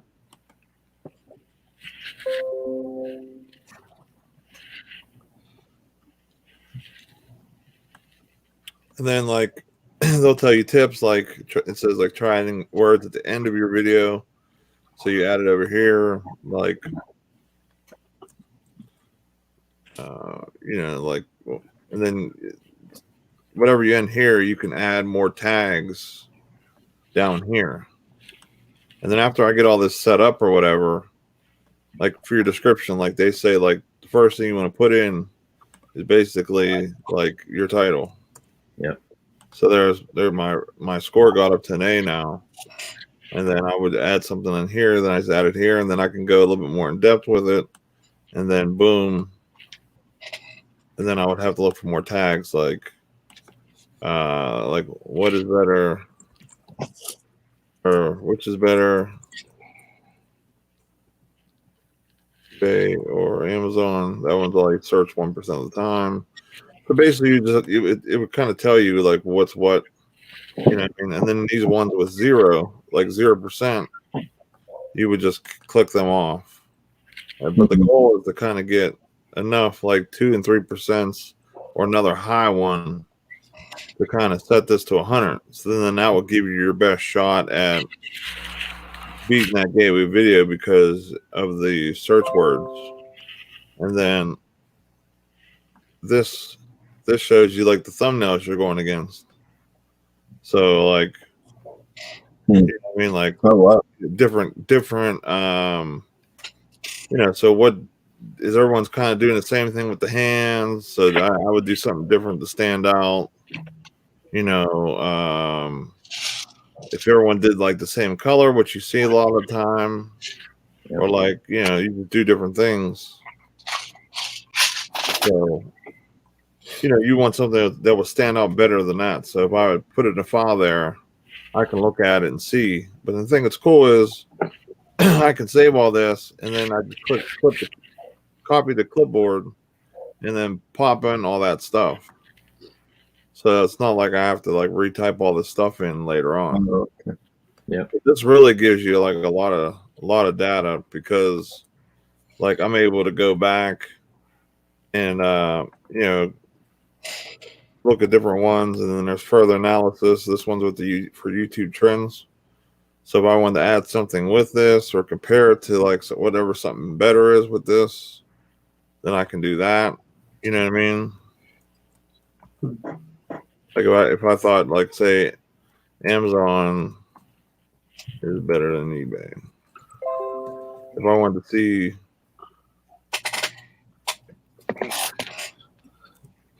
Are you about to get roasted, Nate? I'm just trying to. I know, messing with you. But you know what I mean? Like that's how you're able to like pull up the data or whatever. So it should show you a graph here, but I don't know why it's not doing it right now. Just looking at it, it looks way more user friendly than TubeBuddy. Oh yeah, I mean TubeBuddy, like once you get used to your tags and using it as suggested ones and all that, like after a while, like I'm at right now where I'm like, I really don't need that anymore, because like I already know like I'm gonna rank with Ecom and beyond. Like when I do do the morning show, my name, Anthony's name. Like you make sure to put those in your tags because you want to rank with your name. So like, especially for me, because I'm going against Rick Ross. So I want to make sure to rank. So last time I looked, when I first started, I was way down bad versus Rick Ross. I was like 5-6 pages to finally find him. Now I'm like on the first page now. So if someone typed in Everyday I'm Hustling, they see me as a channel now, like pretty, on the first page. So that's all based on basically me tagging myself to get that position. You know what I mean? Right. Which I mean, I'm sub to you, but because YouTube's been screwed up here lately as far as putting the lives out there and hard to find. Yeah. But of course, I try to always watch you and Anthony in the mornings. But when I search your channel, I just put Everyday I'm Hustling Retailing, and you come right up. Right. I remember what you're saying. When I used to search Everyday I'm Hustling, you was almost impossible to find when you first got started. Share my screen again. You're right there now. I still search Everyday I'm Hustling eBay whenever I look for you. Yeah. Let me know when it's up. It's up. All right. So I went incognito, so this way, I'm able to see like without any any like thing for me being That's in the awesome that they can do incognito too. I've done that several times whenever I've been on my wife's Chromebook, just because of all her settings saved. It automatically goes to her stuff, so I'll go incognito so I can do all my stuff on there. So look, I'm on the 5th position, which is awesome. Right. 6th That is position. awesome. Like that's amazing compared to what I'm going against. I'm going against like the top video here is 82 million, 1.7 million, 32 million, 5 million, 1.7 billion. Wow.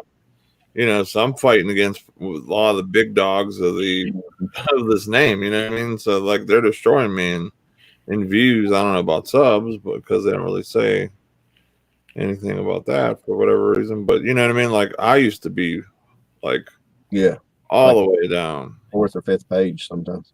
Wait, what is Rick Ross going to be hitting you up for your autograph, dude. What is this? Bang Productions? What are you watching, Nate? I don't know. I just seen Everyday I'm Hustling rolls of toilet paper. Hey man, come here. That's Anthony. I heard you was out here. Really? Hey, what you got? I heard you got that stuff, man. Hey, look, get in. We ain't doing Get it. I like that. No joke. The other day at the gas station, a guy came up to me with the bags of toilet paper, brother. trying to sell them at the gas station. What's up, man? Don't worry about that. You got that, don't worry about that. Crony? Listen to me. Let me. Oh, Okay, son. listen now. I got personal sheets. I got these sheets. 2 for $10. Can I smell 2 it? for 10.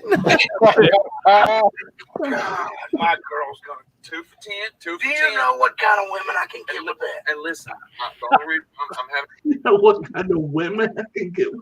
All right, I went to strip club, but I spent too much miles making it rain. But that's not your business. You was throwing that at the club?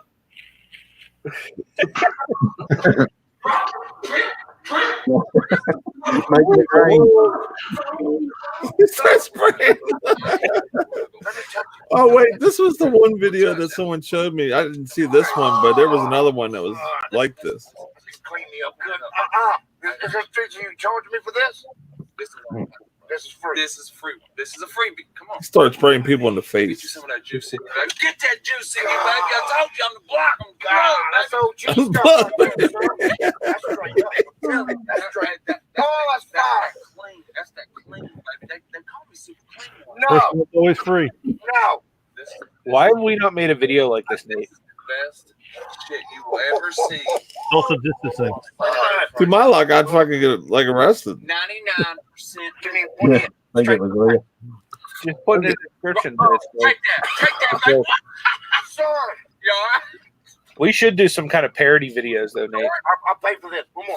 Oh, You man. could. This boy's hitting good, baby. For the whole road, for the whole spray, for the whole sprinkies, I'm gonna need at least $650. That's a whole row, baby. That's a whole row, baby. That's a whole row, baby. I think that's catfish cooley, ain't it? Listen to this. I give you this back, but listen, Andrew when that Kahn. comes around, Yeah, but the guy with the beard, I believe that's catfish cooley. He's on. Oh, I used to follow him. 400. I'll come and get He it. looks You give me familiar. 250. Yeah, he's got a big Facebook following. I'll make it even 400. All right, just because you a steady plug, you know you come by off and Steady on time, plug? I'll What? get you for What? $4, but I can't do it. No I thought more. he was the plug. Like I said last time, I spent too much money at the strip club, at the Can't believe you club. playing with that stuff like that. You know how I do, baby. Ball's got a ball. Baby pimp's got a pimp out here. Okay, so Deal. let's get it.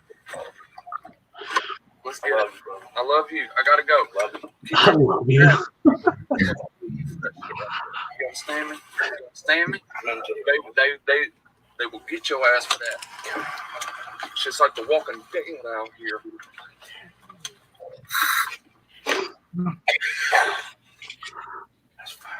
That's fire. That's fire. That's what you're competing against? I guess. How crazy is it that in 2020, like it's legal to like go to the pharmacy and get drugs, but like selling toilet paper out on the streets is like the new hustling. Crazy. Like, what are we like doing in this world now? So in Colorado, What's up, Tommy? when they shut down the city in Colorado, they said they were closing all pot shops and liquor stores, and the place went crazy. The place went crazy. So the meme that was going around was, who would have thought the day would ever come where if I got pulled over by a cop and I told them I was going to go buy some pot, I'd be all right, you know, like because now they determine pot is essential, and they That's how backed off their original comment, and so literally they're like, if I get pulled over and tell a cop I'm going to buy some pot, I'm going to be okay. Where if I was going to go get my taxes done, well, that's not essential right now, so go home. You know what I mean? Yeah.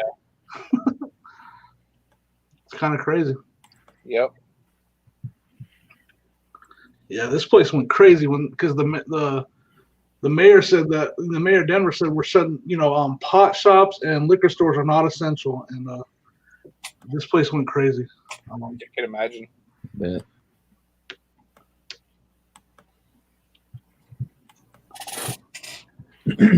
Hey Nate, you have your little thumbnail maker thing handy? Of course. If I send you a picture, would you mind plugging it in for me for tomorrow? Send it on. Plug away. Plug it in. Plug it in.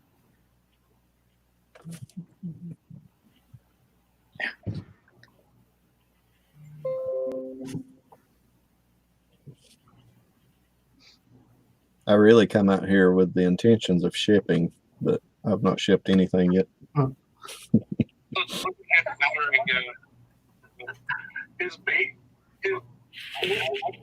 don't have anything sell today.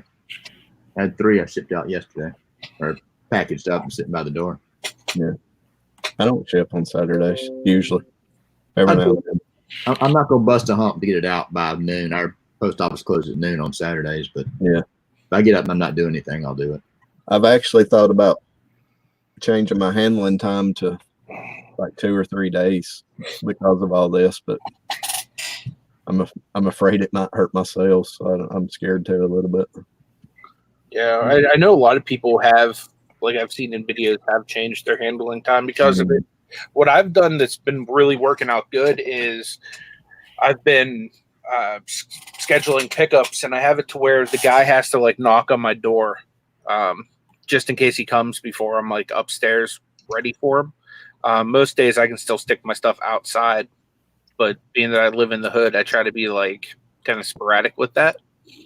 So just having post office guy come by once a day and pick my stuff up's been a game changer. I don't trust mine enough to do that. I'm still taking mine. I take mine too. If I live, if you have him knock, you know what I mean, and then you're handed off to him, you can make sure he scans it right there on the spot. Yeah. That's my whole.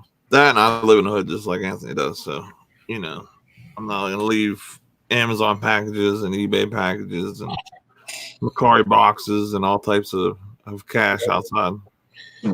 Yeah.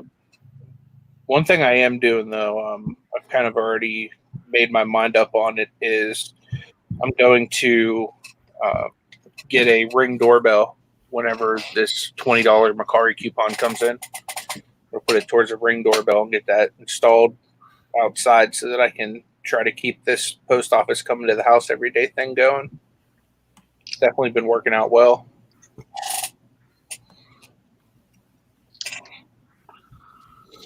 Yeah, I stopped shipping on Saturday. I was shipping on Saturday, but I'm not doing it right now.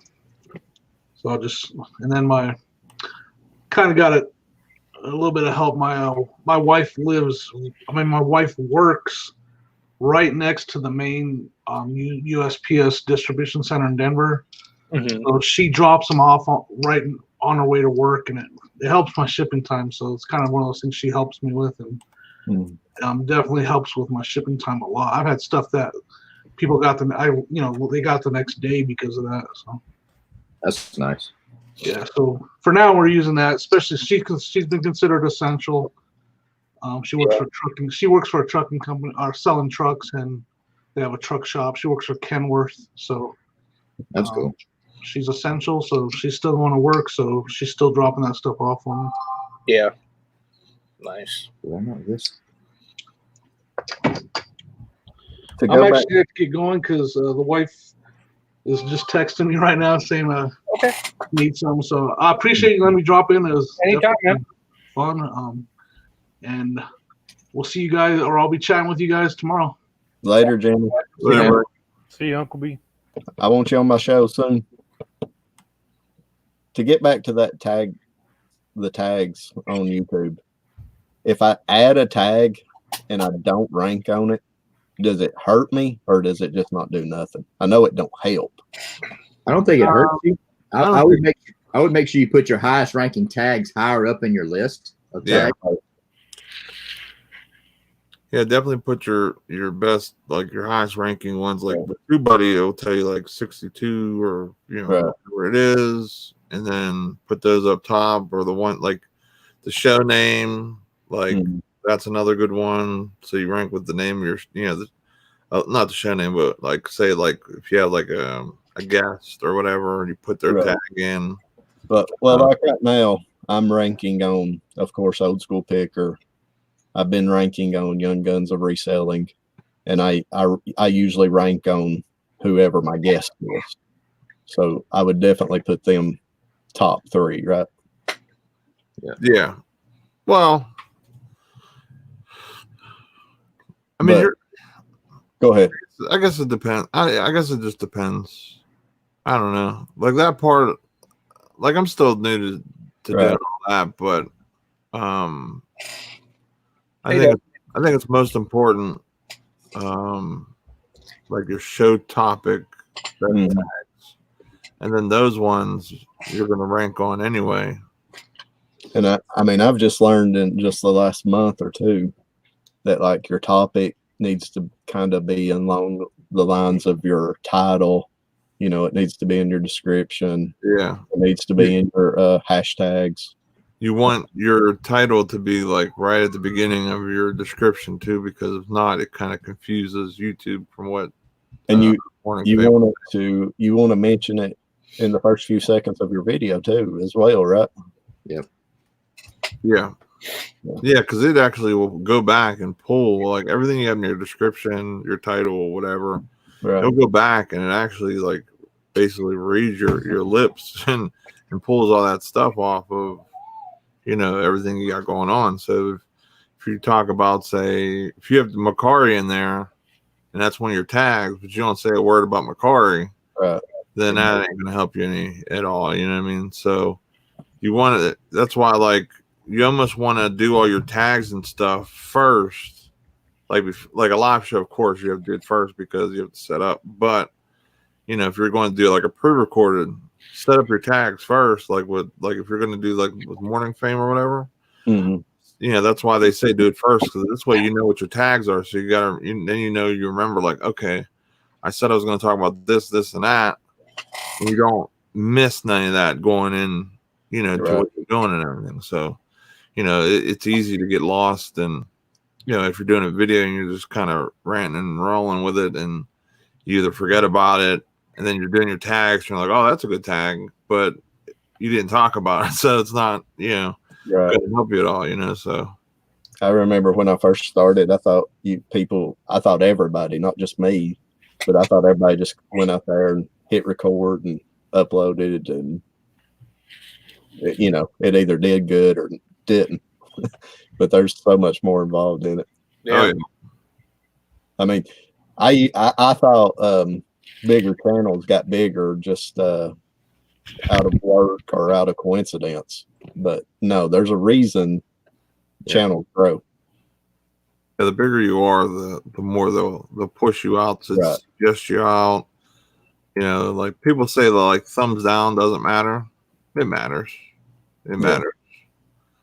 It might not matter if it's a small amount compared to your thumbs up or whatever, but like thumbs up and your comments and all that helps get you in that gated position on the first page, because that's what I was looking at, you know, going back and looking at like, you know, putting in information for my stuff, and I'm like, man, I'm not even close to ranking in this and this and that, because the people I'm going against have 20,000, you know, subs. They're getting 200-300 likes, and you know, they're getting a couple hundred comments, or you know, a few comments or whatever, and it's like, man, I'm not getting anywhere. But then, you know, you only have to worry about that gateway video, you know. So beat that gateway video in views, and even if you don't have as many subs, like if you tag it up right and talk about it appropriately, you know, you got a good shot to just go right past it. Well, I mean, it makes sense, because why wouldn't YouTube push a channel or push a video that's getting, especially when they're monetized? You know, why would they not push a channel or a video that's going to get 200,000 or 300,000 views compared to a channel that's going to get, or a video that's going to get 100 views? They're going to make more money off the one that's getting the more views. So why wouldn't they push it? So, I mean, it makes sense, but of course I didn't think about it when I first started. I just come out here and hit record. Yeah. Right. Which I guess that's what everybody does. I guess it's a learning process. Oh yeah. I mean, but if you go back and you look at some of these larger channels, like Scott Bearded Pig, just using him as an example, you go back and watch some of his early videos, you know, they're, I hate to say terrible, they're not very good. Everybody takes a progression. Everybody grows. Right. Well, I mean, I've seen a growth in mine. I mean, mine are still pretty bad, but they're a lot better than they used to be. And I think that's the key to being successful, is learning from, you know, my lighting was off. You know, I need to look at the camera better. I need to, and you don't get a lot of that kind of feedback from people. If somebody, I really wish YouTube was made you more accountable for thumbs down or thumbs up and all that. Yeah. Tag the person that did it. Make them make a comment. I gave you a thumbs down because dang, your lighting was terrible. Right. You didn't look at the camera. Well, it would actually help because it would be something. I mean, all of the comments wouldn't help, obviously, but the legit comments would help you improve. Actually, I think thumbs up and thumbs down are going the ways of eBay feedback. Right. eBay feedback system is useless. Yeah. Because as a seller, I have no way to combat a bad buyer. Right. Yeah. There should be a way to do something with them. And they're used to be. Yeah. If you're a newer reseller, for example, and you see a guy or whatever make an offer, and it's like, I really don't want to do that, but let me see his feedback. Am I gonna have to deal with some nonsense? Then you can kind of judge, like, okay, I'll give him a little better deal because he doesn't have any bad marks against him as a buyer. It could even be like a separate feedback thing for just sellers to see. You know what I'm saying? Like that would be okay.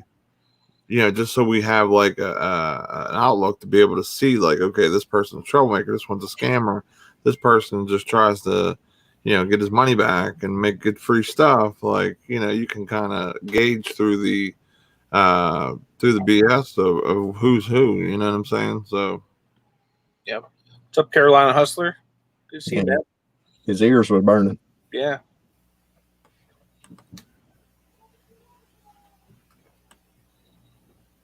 Come on with us, Casey.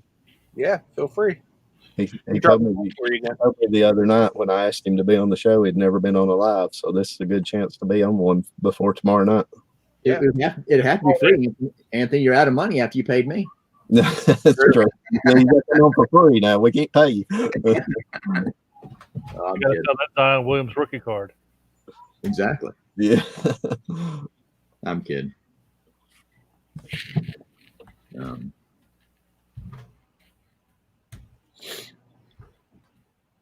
I hate it when I forget to cross post something. Yeah. Okay, if you want to come in, just click that link, and it'll pretty much tell you what to do. Just mute your YouTube when you come on, or just close it out. I've got a 1990. It's from 1990 North Face jacket. It was from a ski instructor, and I've got it listed on eBay. I've got it posted on something else, and I was just on Poshmark checking on things, and there was a jacket party or whatever that started. I'm like, I better go share that because that's a good item.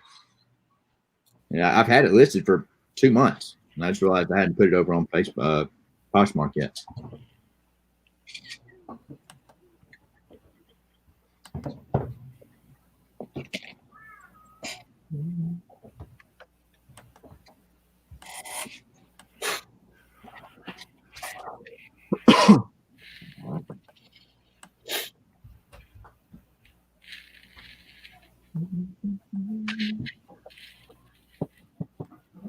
Yeah, that would be nice if we could bring back the buyer's negative feedback. Mm-hmm. Have y'all been buyers that never want to again? Have y'all been following Nick Hill's, where eBay's pretty much screwed him over that headlight? No. Oh man, y'all need to go back and watch that video, man. Who's that? It'll make you hate eBay. It don't even matter how much you love eBay. It'll make you hate them. Who's that? I didn't hear the name. Nick Hill. Nick Hills. Either went live just a little while ago or had a put out a video. I had a notification. Yeah, the video he originally made for that, it blew up. It got all kinds of views on it. To make a long story short, he shipped out like a $400 headlight for a vehicle. They took it to a garage and had it put on. The guy left positive feedback, and then just like if I remember right, it was like a week later or something, the guy filed a return because he said the headlight was broke. So they returned it, and of course the headlight was broke, so it was useless to him. and eBay made him give a full refund. And then they sent him on a wild goose chase as far as stuff to do, and then they still told him they wasn't doing nothing. And it was like a $400 headlight, and the buyer had left positive feedback and everything. So what happened was they broke it when they were installing it And tried to return it. And It sounds like they did. And did. And I mean, he can't sell it. It's a broke headlight. It's useless. It's garbage. Hello, guys. What's up, Glenn? Good one, Glenn. Yeah, I got that bureau today about, I guess, 11 o'clock. What was your bureau for? Using the word Suzuki. Really? Yeah. I didn't know that was one that was on the list. Well, I need to pull the list because if it's just I was selling a pair of brake pads, and the listing I said fit Suzuki, Yamaha, and all that, and it says Suzuki Corporation. But like you said, somebody could have ratted me out, that. But eBay needs to look at that and look at so heck, this is no violation. We got 5 million people that use the same term and all that. I put in the word Suzuki, under search under eBay, and it pulls up 5 million. So I put eBay, I put Suzuki, pulled over 5 million. I put Suzuki EBC, which is the product brand, and it pulled over 55,000. That's crazy. Well, don't you sell motorcycle parts? I sell motorcycle parts, so I'm gonna try. I'm not have something from rig, but I'm gonna call some of the industrial magazines to find out. Maybe try to contact somebody, find out, hey, what is has this happened before to people, and then because I got over 800 items in my store, right. 94 of them have the word Suzuki in it. I got sprockets, cables, and different things, and all that. So it's odd they got me this for using the word Suzuki, and I didn't say like, hey, this fits OEM bikes or nothing like that, which I can understand that, but this is an OEM product and made by a different brand, but I didn't say that or nothing. I wonder if it was an automated thing. Did you have to enter? Is it a new item or is it used? It's probably it's new. It's been on there probably on and off 3 years. I sell EBC products and all that. I wonder if they did some kind of automated search. Do you have the UPC on it? No, I don't think so. Oh. I have to look and see, but man, most of them don't have UPCs, the older items. Oh. It might be about 4 or 5 years old. It might be older than that. It's probably from I had to bet money that item is from like 1997 to 2000. They're gonna drive y'all nuts if I do some shipping. What Craig, you were talking about a posh party. They had one of those live shows the other day, which was for about 5 girls. And it popped up. So I got on there and shared my room. He put it in their chat about 3 or 4 times. And then when I mentioned I'll go in there and share the item and then pull it as a host pick, So if you ever get one of those live shows, normally you can get your item that's a host pick, if you can just, make them notice it. But I shared somebody else's room, Andy had Picker's room. They picked 3 of his items. So I emailed Andy and I said, hey, did they pick any of your items? And he said no, but like 5 minutes later he emailed, hey, they picked 3 of my items for host picks. If you want to look at some good Poshmark pictures, look at Andy's closet. Yeah. Yeah, he's got creative pictures. But have you ever seen any of their live shows with this 4 or 5 girls? I've seen the screenshot of it being on, but I have not watched any of it. But they need to do a show with guys. One wearing like NASCAR gear, one wearing football stuff, one wearing golf stuff, one like a college prepping. Sitting around like a couple beers or whatever, cold drinks, and a big bucket of wings. Instead of them holding their wine up, that way you're going out for a different market. One guy maybe dressed up in like Harley grub, wearing a blue jean jacket and a black Harley shirt, and said, hey, I bought this on Poshmark, Yeah. You should see this picture on RVA Flips' Facebook group. Commonwealth Picker uses installed a toilet paper roll to hold his label for his Rollo. That's awesome. Did you see what I wrote on Instagram about that? Let me share it real quick. It's definitely worth a look. because he shared it on Facebook and Instagram both. I commented on the Instagram one. Look what I wrote. So I is there like homebound due to a homestay? You trying to share that, Nate? Yeah.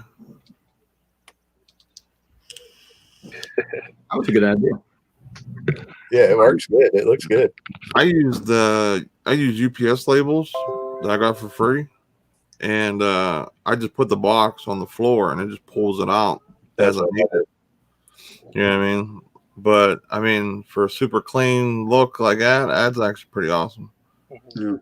On the Instagram post, I wrote, "Man, that paper's going to smear when you use it." I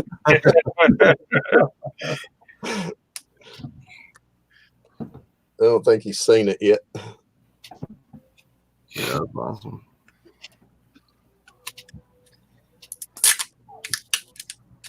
I'm gonna get some stuff like hooked up down here where like I want to get an actual like bubble wrap, holder or make one.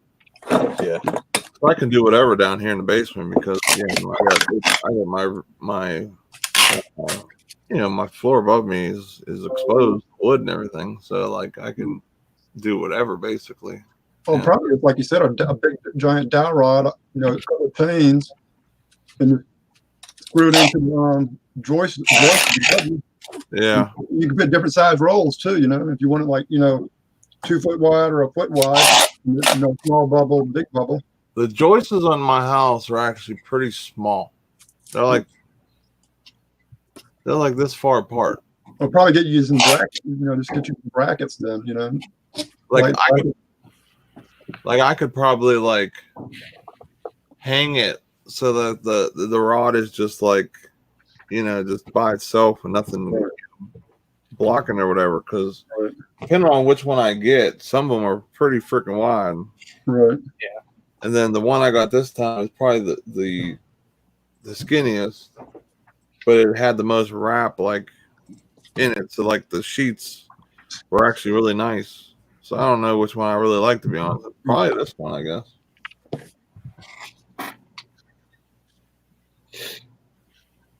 I'm excited to do a couple more things down here. There's some stuff I got to get out of here that just been. There's like I got an old dryer sitting down here that's just taking up space. And Hard it out. Yep. oh, nobody's gonna buy this dryer. All right. No, pull like switches and This thing's original. you'd be amazed. Put it on eBay. Start it out. Go in the search engine for eBay and say parts for whatever model it is, and see if it pulls anything up. Yeah, people will Be buy a amazed. washer and dryer. So you'd be surprised, man. I've sold some before. So does it even? So it doesn't. So it doesn't work anymore. I'm trying to think. I've had it sitting there for so long. I think that one went bad, and then I got new ones, like a new washer and dryer. Right. I mean, we had Lowe's pick up my washer, but they couldn't get my dryer out the door, so that it stayed here. Right. Yeah. Normally, if you buy one, they'll take the old one off. Yeah. Yeah, they sometimes they'll do for free, like it's a promotion. Right. Sometimes they'll charge you $50 or something. But the delivery is always free, like of the item. But taking the old stuff is always most of the time it's a fee. I don't know what they do. Or just put it on the curbside and put it, free. Come get it on Craigslist. Well, no, I can't get out of my house unless I literally like take it apart. Like, Oh man.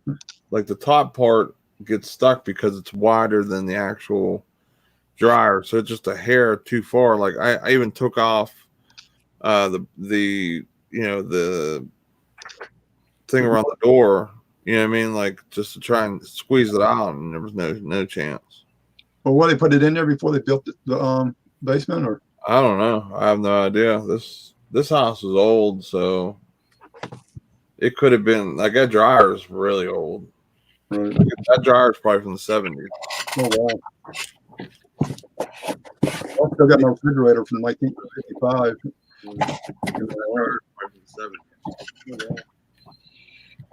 That's the vintage parts, Snake. True. But I mean,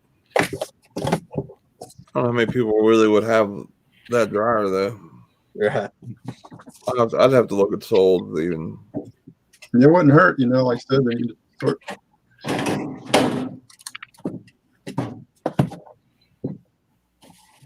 A lot of times, just the knobs on them might be, worth taking off and just lighting them up. Yeah. The dryer has a heating element in it. Would probably do pretty well. And it's got a thermal fuse in it that keeps it from overloading.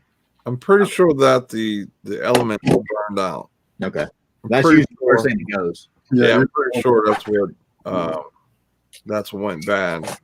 Or sometimes the belt. They're like, if you buy a new heating element, you might as well buy a new washer. I mean, new dryer. So by the time you put the labor and everything into it, because I don't know how to do that stuff. That's what YouTube's for. Well, it depends when the machine was made. If it was made usually in the 80s, sometimes those machines are better than what's made now, and it's worth paying to get them fixed. Versus the ones now, I bought one about 5 years ago, maybe like $300+. Well, it didn't work right off the bat. They had to replace the drum and other couple items. And I thought the price, it was over like close to out 2 or 3 times. They had to spend close to $500. It would have been cheaper for them to give me a new machine. But they didn't want to do that. They said, well, we're going to send you some parts in the mail, and then our tech guy can come by and install them for you. Wow. One part was just over $300 retail. It's all a racket for them. They just make the manufacturer pay for all that. Right. And then they probably have contracts of getting some type of with the repair guy and Sears, so they got their own, company that fixes them. But I had an old VCR, and I had it fixed 2 or 3 times, paid like $25 every time. The guy first time told, you can buy a new one. And then he kind of looked at it and all that. And said, it might be worth fixing this thing, and all that. And I only needed a belt one time, and the other thing was like some real simple at the other time.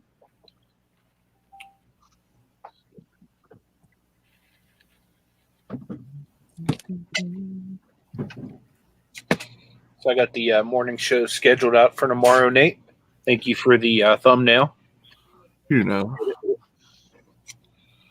Trying to get my thumbnail game up a little bit.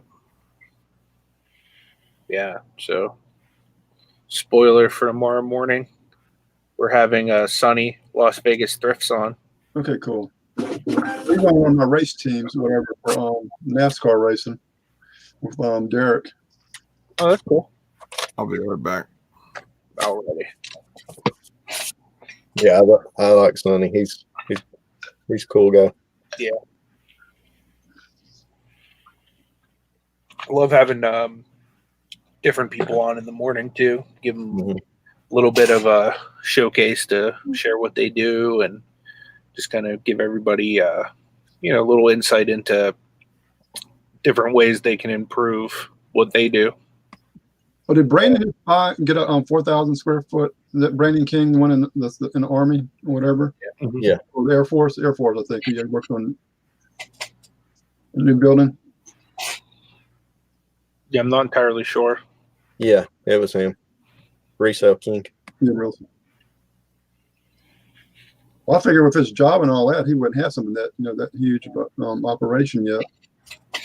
Yeah, I don't think he has the time to do that. That's what I'm saying. The time. I know his girlfriend really into it. So I mean, maybe like you said, hire somebody, part time and get her to do everything. But because the military, that's a full time job almost. You can't really, Yeah.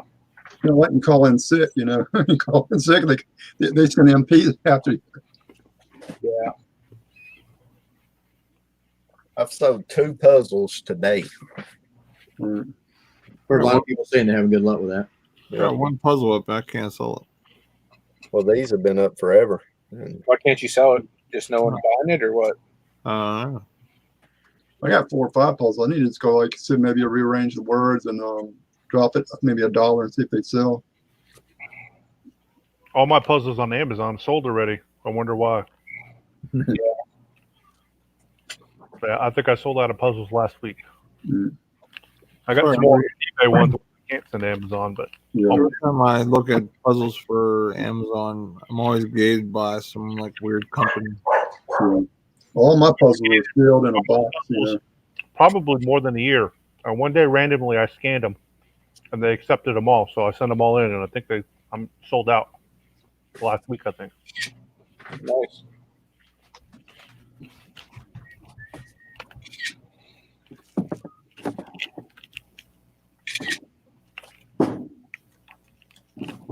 Yeah, you got to be strategic with what's going on right now in the world as a retailer. You know what I mean? Like puzzles, video games, toys, like even trading cards right now.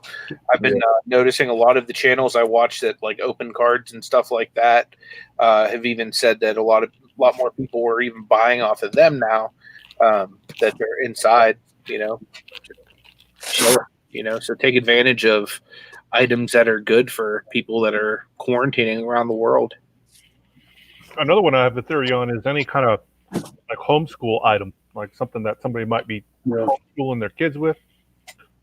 I've been kind of scouring local pages for stuff like that. I found these clocks to teach kids how to tell time with a clock face.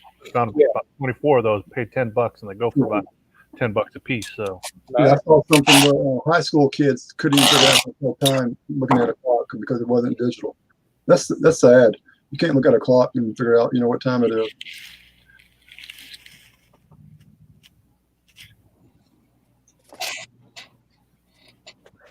Ask a kid to write in cursive.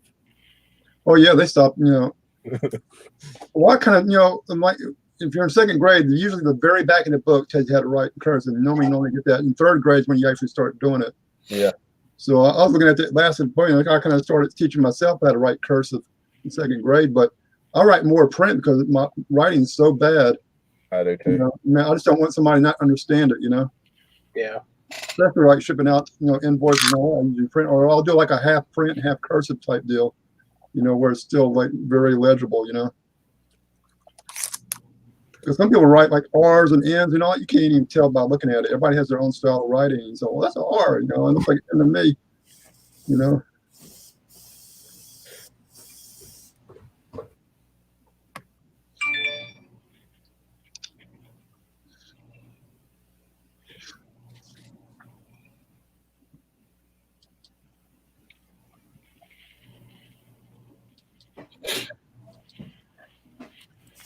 I love that they have that offers the buyers feature now. Yeah, I've done good with that. Since all the shutdown, I have done really good with that. On the eBay side? Yeah. Every once in a while, send out one of those, please take this out of my basement offers. I like how they can't counter, like if you don't click that thing or whatever. Right. I like that. I do too. But sometimes I'm hoping they counter and I forget to dang click the box. It's like take or leave it. This is a good deal. If you don't like it, cool. Don't be trying to counter me like $20 cheaper than this. Right. I do it like that.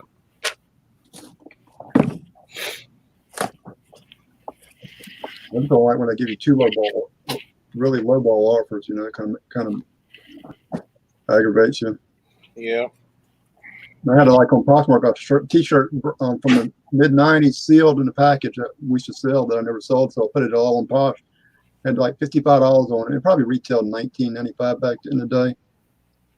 But they offered me like $28. And I said, I just declined. I didn't, or might have did an offer. No, I didn't do an offer. I just said decline it. Well, he got back the next day with like 45 or 42, and I took it. It was worth it. Selling it for 42. Yeah, I kind of mentioned it, messaged them, hey, I got a lot more other styles of shirts, like this. And it was an odd style shirt too, so it's 42. But I got some of them, $50. Once I get them listed, probably be close to $80 in some of them because you can't get them anymore. Oh, that's crazy. Kelly says she's having a Dymo problem with Inventory Lab. She switched her work computer from her laptop to a PC. Now prints a picture of a phone on the label. Yeah, it's weird. I've never heard of that one.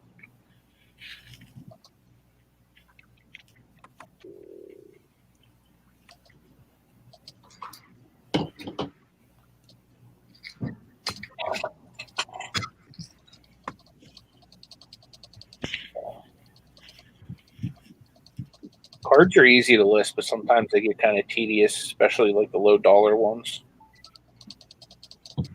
What do you use to put them in lots? I got like probably 5,000 cards from the mid '90s and early '90s. Yeah, I'm gonna probably build a few lots. I'm trying to decide the quantity of cards I want to put in them, and how many inserts and all that stuff I want to include within those. Maybe rookies and stuff, because it's to the point now where I can't be like really spending a whole lot of time on onesie twosies. A couple of years ago, I bought a box, probably for $5, and probably over 5,000 cards. Close to it. I knew I had one email. I bought it back then. It wasn't really worth it, but I said for $5, and 5,000 cards. I kind of did a quick count of them because some of them were $900 and $1,000 boxes, whatever, sets and all that. But Hey, what's up, Drew? Good to see you, man. Glad that you were able to stop in.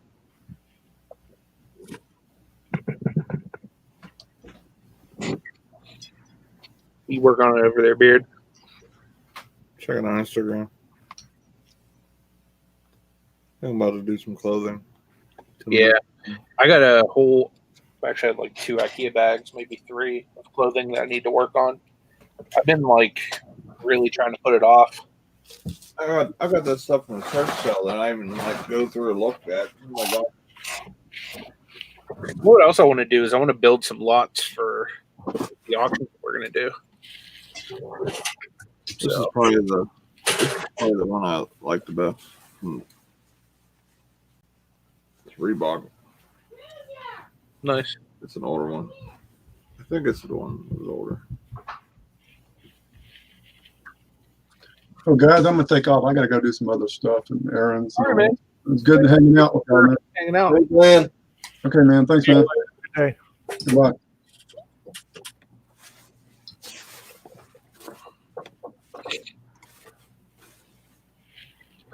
I think I might work on some books.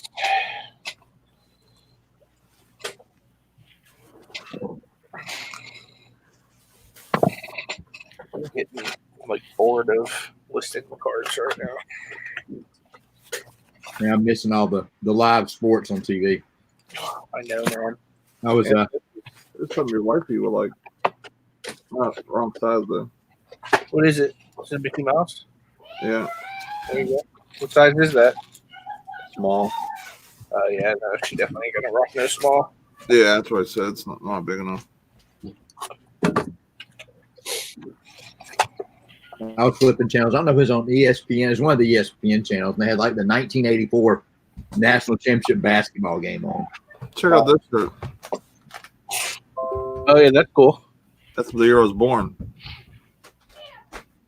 Too bad it probably don't fit me. What size is this?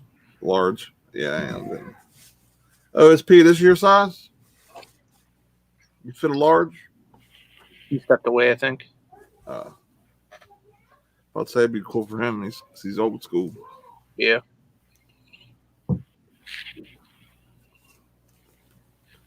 Yeah, the stuff I picked up at the sale it was cheap, and it was like your average run of the mill stuff. Yeah. Nothing fantastic. Tommy Hilfiger, Ralph Lauren, Reebok, Columbia. What is this? That's a Mickey hoodie. Hold the fort down 1 second, Nate. I need to go run over to the bookshelf. Someone just popped. I'll still be down here. I just won't be in front of the camera. Well, it is about time, Missy. Yep. Hey, Flippin. I had a previous engagement. Look at my hair. I was already in a working hangout. Sorry. Oh, kick her out. If you want to work, you're in the wrong place. Pick somebody else over her 2 boys, and it's in a hangout. I was already with somebody prior to the invitation. So what she's saying is we were the second choice. Right. Yes. That's what I heard. The only thing I know is I hear first one, we win.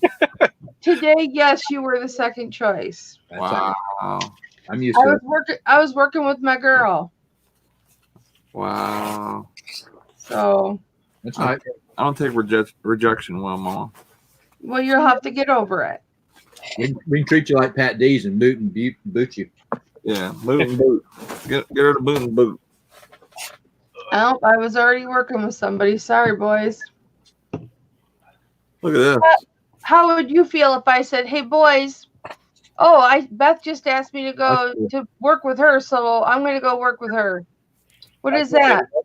Joseph and the Amazing Technicolor Dreamcoat? Yeah, brand new sealed inbox. $100 I'll get on eBay for. Really? Good job. No, hell no. Look, I got my vintage Oscar De La Hoya shirt on. I got some Neil Diamond cassette. See? Are you looking, Nathan? Nah, you ain't wearing my shirt, so. No, because I haven't washed yours yet. Oh, jeez. Slacking. Yours smells like syrup. Sipping on the scissor. Dang, Nate, she used your Christian name too. Right? What in the world? From this Gone with the Wind box set.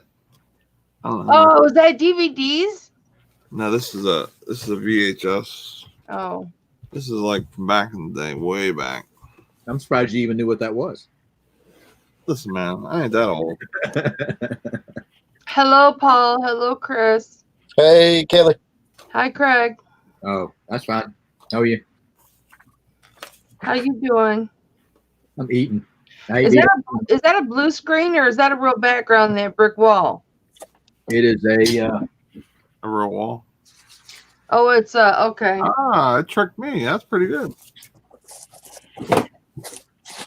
Yeah, I just did a brick wall up to a certain point and that stopped. In case I thought it was a real brick wall. there's another Gone with the Wind for you, Mama. Is that a DVD? No, it's VHS sealed. I think I like it. I'm about to list those. People might buy them. One of my all-time favorite movies. I think that was one of the first DVDs we ever bought when we bought our first DVD player. The Passion of the Christ. That's a good movie if you can get over the Greek. Not Greek, what did they? Not Greek. What are they talking in? Is it Hebrew? Hebrew, yeah. No, it's not Hebrew. They do not talk in Hebrew. It's not English. I know that. They talk in a language that they spoke back in the time that Jesus was alive. Yeah, it's not Hebrew. And there were only 3 people in the world that still spoke the language. And they went and they found these old women, and these old women taught them the language and wrote down the script in this language and taught it to the production people.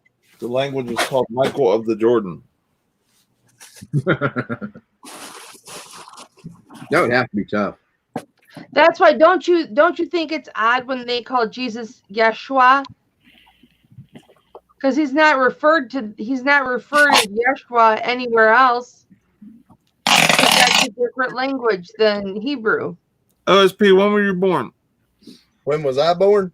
Yeah. 77. This is about the perfect shirt for you. We got a bunch of babies. Well, I grew up in the 80s. It got old school on it. I know. I like it. We got a lot of babies around us, don't we, Craig? Yep. Who do you guys think is older between Craig and I? Who's older? I'm not playing that game. Craig's old as hell, so I don't know how he got out the home. Anthony, do you think Craig is older than me? I already know he's a little bit younger. Well, you didn't have to blow it for everybody else. I knew the answer too, Mama. I'm the oldest. At 51, I'm the oldest. You're only 8 years older than me. You're only 16 older than me.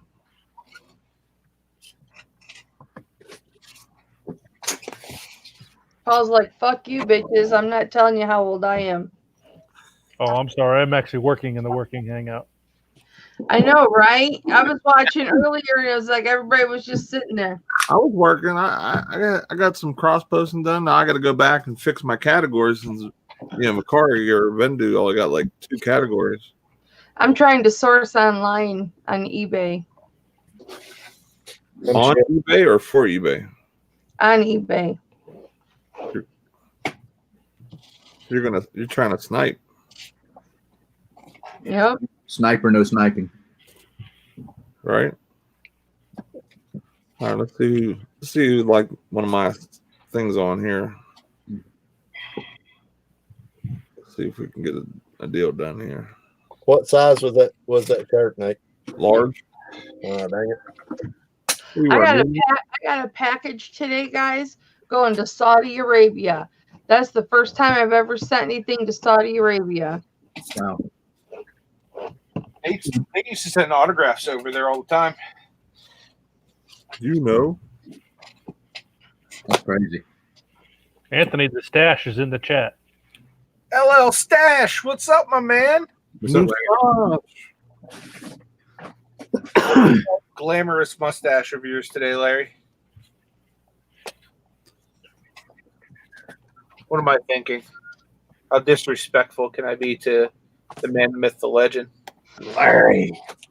I came across, get this, boys. I came across a autographed Sylvester Stallone and Jerry Cooney poster of them together. Oh, yeah? Unfortunately, I wasn't willing to spend the $1,000 they wanted for it. Anthony, let me ask you something. What? So if I would promote to all people on Mercari, right? Yeah.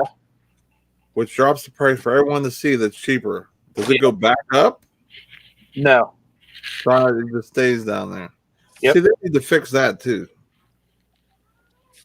I don't like that. Because say you're just trying to, just trying to throw a deal out there because you want to sell an item, or you're just tired of looking at this item or whatever. Yeah. And then it doesn't sell, then you just let it go back up, and then usually it sells again. It sells for full price or something because it got a bunch of watchers or whatever. I'm gonna have to message Mercari.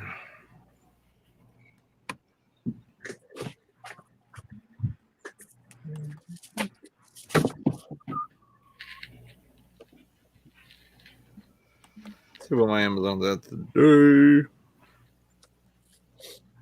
It was hurting today. Last time I looked. Yeah, my Amazon crapped itself today. 175. That's terrible. Yeah, I'm not going to keep it on Amazon today either. But it's edible. Edible.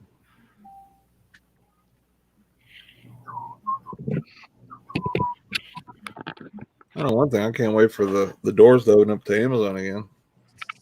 Yeah. Tired of going through the back door with only a few items.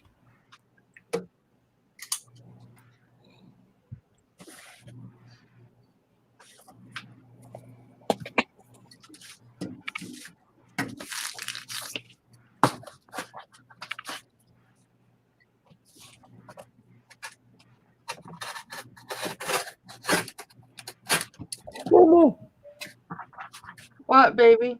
You come in and it gets all quiet.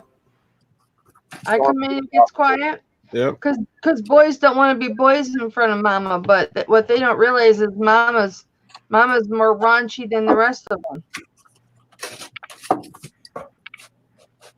My wife's watching, so I have to be good. He's got to behave. Reverie Cell's watching, so I have to be good. That's true. And Jesus is always watching. Yep. Thank God Jesus is forgiving. Otherwise, I'd never make it. What are you doing? Yeah, I don't think any of us would. Cartridges. Come here, kitty. Loot in the boot. I've never heard of that term. What? That is a British version of American phrase junk in the trunk. Loot in the boot? Yep. Loot in the boot. Loot in the boot. I like the girls with the loot in the boot.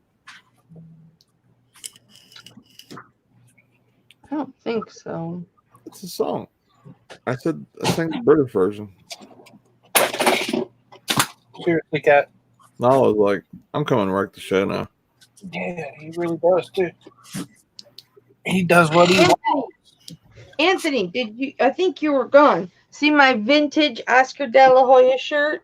I did see it. Yeah, it's good. Thank you. Not quite as good as an Oscar de la Renta. No, I like my Oscar De La Hoya better. I'd rather have Oscar the Grouch. He's really got a successful promotion business, and he really, I mean, he brings the good fights. He really does. Golden Boy Promotions brings some good fights. I gotta hand it to him. Hey, you want to buy this Steve Jobs book? Steve Jobs? No. Is that the one from the movie? That was a great movie. They put it. Yeah, I think it is. Steve Jobs by Walter Isaacson. How much time do I have to read again? What? So much time do I have to read? No time. Not as much time as we have to sit and watch Wolves of Wall Street. Hey, that was a rarity. I was the only one working. Yeah, you're in the background playing with your sirens and stuff. I'm like, Mama, we're trying to watch a movie. Yeah, and I was working. I was testing those toys. She said she had to have lights flickering on her pictures. Mm-hmm. What do you guys think about that? About what? You have to have the lights flickering in the picture so people know that it works. Or you could just say lights work. It's usually a good way to do it. I go out of my way for my customer.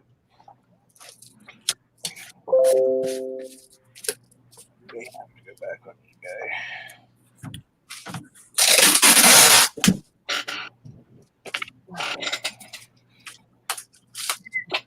You know one thing, I got to be up there for this grand prize on this Mercari. I'll tell you that much. What is it? $5,000? It's $500. No, 500. I knew it was not. I got 100. I got 100 listings in there.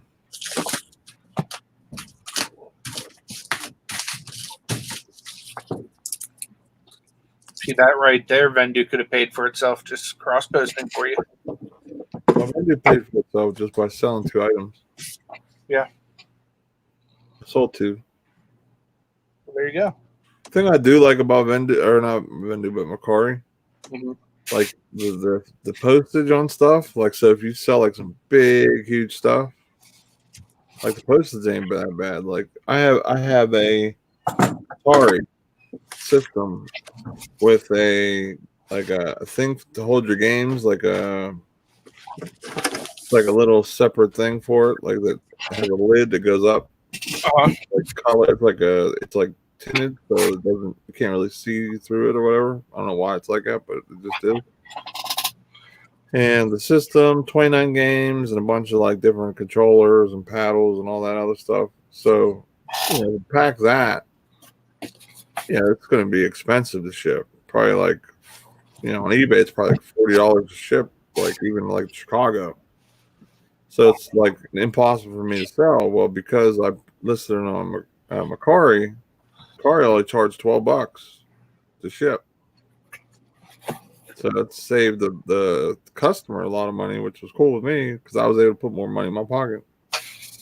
Yeah. Hear you there.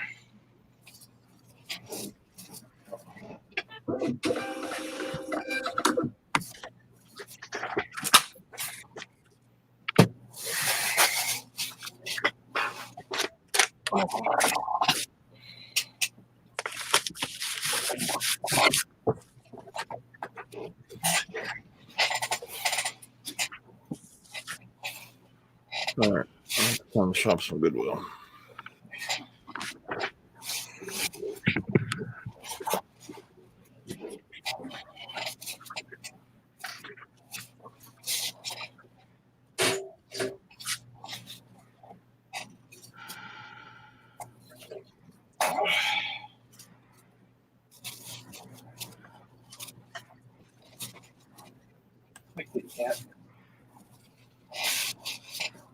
recording yourself over there?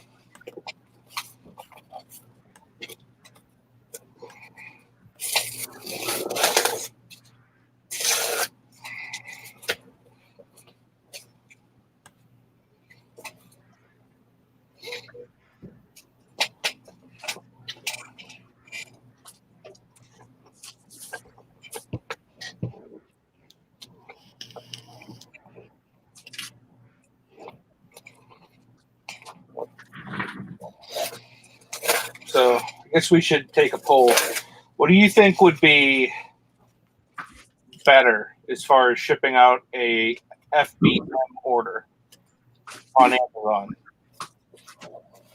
So I'm very limited with tape right now. I have like a crap load of eBay tape and I have Dymo labels. What would you seal the box with? Dude, definitely go buy some tape. eBay tape. I used to use eBay tape on my Amazon stuff. You can't do that. You can't do that. Well, are you talking about Why shipping? can't you? Are you talking about shipping to a Because customer? it's going to It's not Amazon. going to Amazon. It's going to the customer. That's the issue. Yeah, you don't want to do that. Yeah, shipping into an Amazon warehouse is no problem. Oh, Yeah. I do it to the warehouse all the time with eBay tape. Yeah, you definitely don't want to do that. Oh, it's going to the customer. Yeah. Yeah, you don't want to do that. I'll go get some duct tape and no, I'm kidding.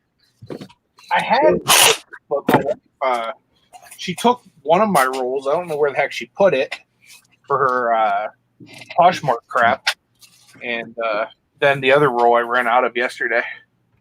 Yeah, So I have so many FBM orders. go to Walmart or Staples and get you a roll. Or go to dollar store and get more of that one product, and you can get some there. Yeah. I wouldn't buy tape from dollar store. You know it'll be $1. Yeah, but you need more tape than just that.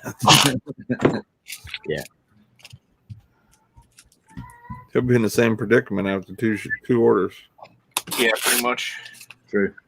Especially if I'm going to do FBM on a regular basis, I'm going to need to actually get regular tape.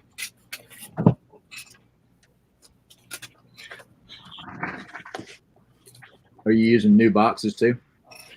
You're supposed to.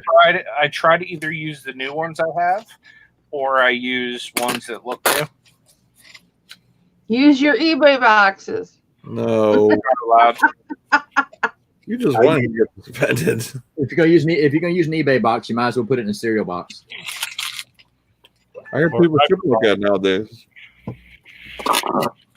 What's that? Look, I've got some ghetto packaging from Amazon before when it's been FBM. I've heard people have shipped in cereal boxes lately. Wow.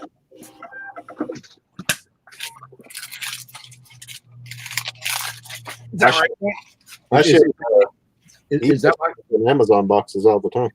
How's that, Nate? I'm scared to look. Don't do that. Don't do that. Customers gonna look at that and be like, "Are you freaking serious?" They're gonna give you a bad feedback, and you ain't gonna be able to do anything about it. And that affects you. and it's a lot harder to get feedback on Amazon than it is eBay. Yeah, they love hitting you up for some bad feedback. Yeah, don't do that.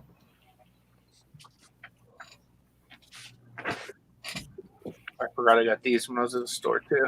If you're gonna do that, you might as well just stop doing FBM altogether and just do FBA whenever you can again. Well, I'm gonna let it go this time like this, but I will pick up some.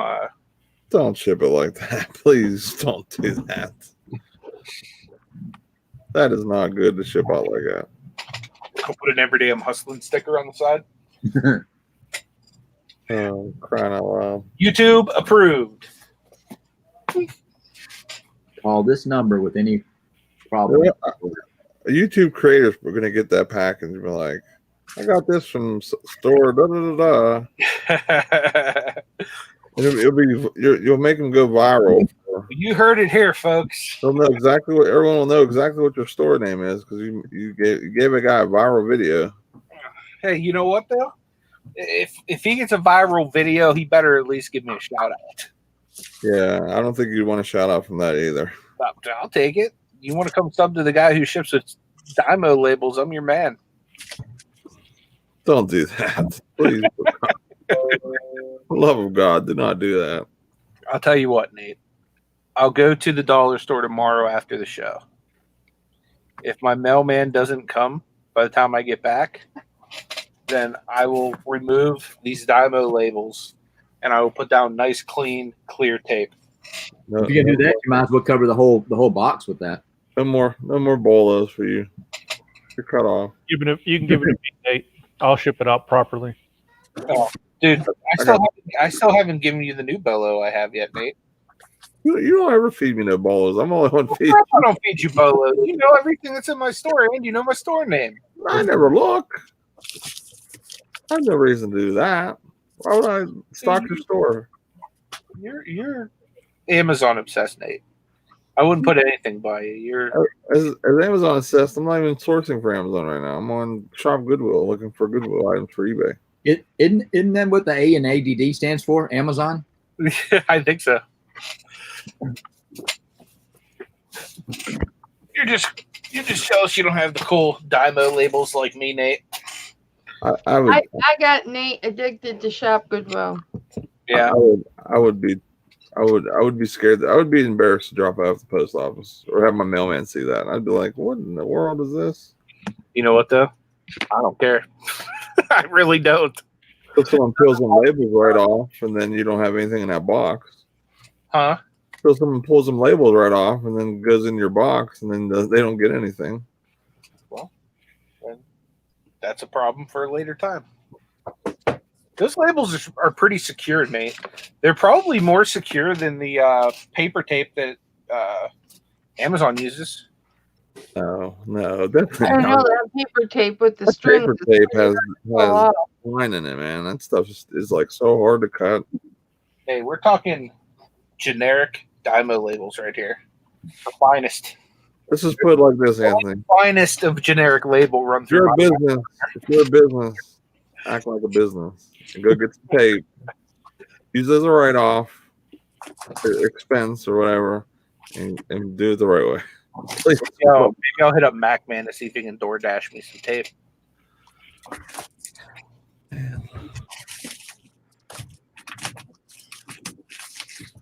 Na-na-na-na-na-na-na. I'm not gonna lie, I've seen worse. I've seen worse too, but No, I've sent worse. yeah, I've never done that.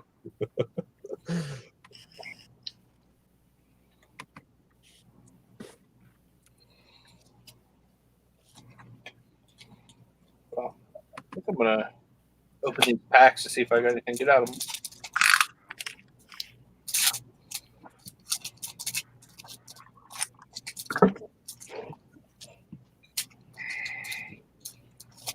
How many Rambos were there? First Blood Part 2, 3. Got a reverse rare. Four was Rambo, and then Rambo. So how are they having 6?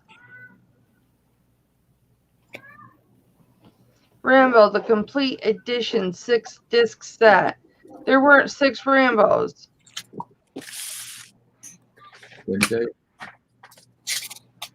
And this one's just a behind the scenes or whatever. What about any kind of like remastered or anything like that? It's I probably don't know. It's in a full 10. It's probably got a DVD in there on how to not ship on Amazon. I've got dupes of all the Rambos and stuff because I got the regular DVDs and then I had to go and get them in Blu-ray.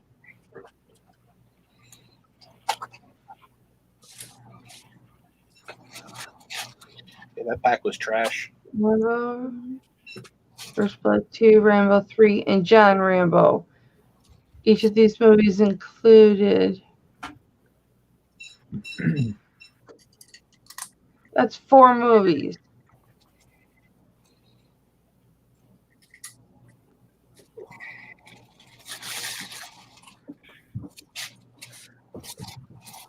The bonus disc included. Hey, Gianna. Sorry I didn't see you there till just now. Hi, sissy. I gotta call you later, sis. If I forget, call me, okay? What's she gonna call you? Hmm? What's she gonna call you? Sis. Okay.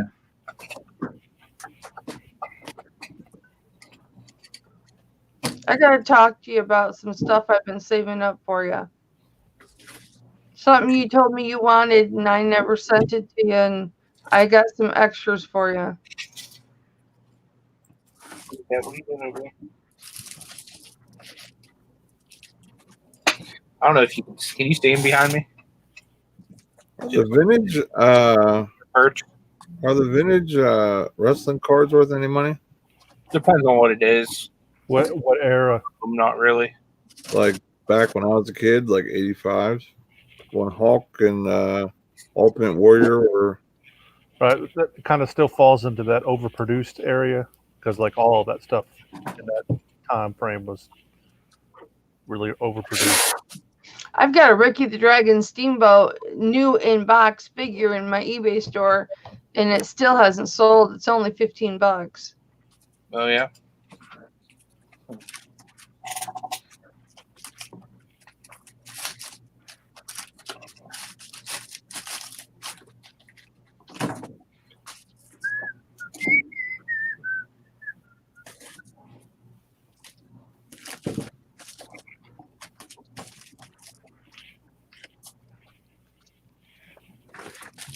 Y'all know better than get me started talking about wrestling. Wrestling. Who's your favorite wrestler right now? Right now, There we go. Thank you, Lord. probably Jericho. Really? Chris Jericho? Yeah, he's awesome. Let's Break the wall down. He let his hair grow long, didn't he? Yeah. He's getting ready to step away for a while. Well, I guess not. Maybe not now because his band's going on tour. I used to always look at him as a little guy next to everybody else, but somebody I know posted a picture. She saw him in the airport, posted a picture of him next to her, and he's really big. I think he's 6 foot. Somewhere in He there. He's 5. looks a little next to the other guys. He's like 5'10", if I remember right. That's a giant compared to me. He's a little guy for me then. How tall are you, Nathan? 6'3". How tall are you, Anthony? 6'2". I'm 5'7" on a good day.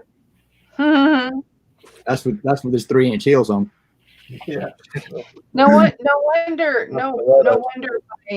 my husband and son are hesitant to have me go away with two big guys.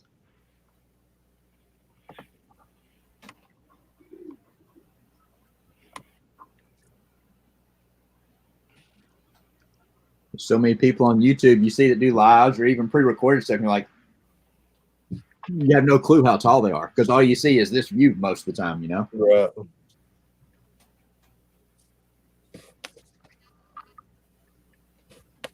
They're all little ones to me.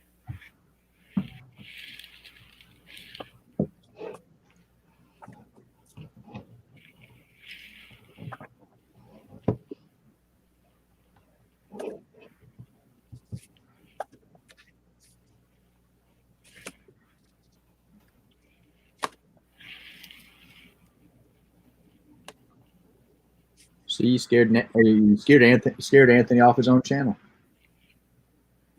Who did? Hopefully go get some tape. He'll be back. You're gonna stay on him about that tape, aren't you? I mean, I've seen some things in this life, and I've lived some bad days myself, but I can't say I ever shipped out of the box with some diamond labels. That would never even become a thought. I'd be like, okay, I gotta go to the store to get some tape.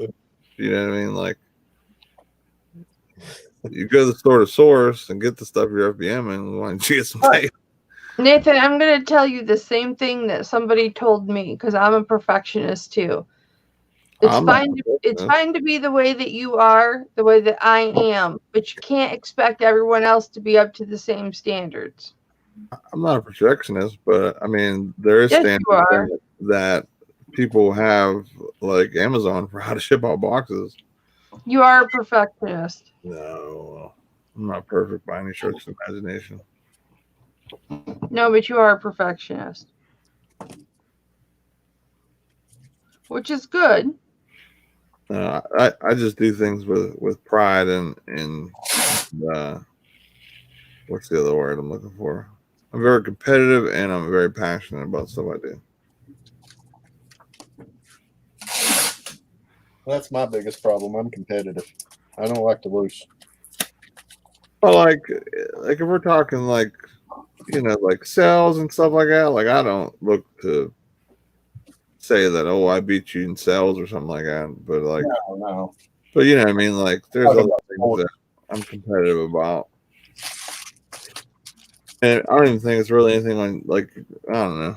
You know what I mean? Like there's some things I care about, some things not as much. But Yeah, I'm not competitive like with money. I don't care about that. yeah. I'm more competitive with like if we're out playing a game of basketball, I'm gonna do everything I can to beat you. Oh yeah, for sure. You're gonna have to because you're short. Well, okay. Don't worry. I'll take a knee out. I'm huh? just Yeah. kidding. Me and the ground's like this, so you ain't got to worry about too much. Yeah. I'm just Don't kidding, drop that. Chris.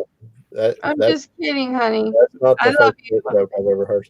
I've heard I it love on you. I love you. But I like you very much.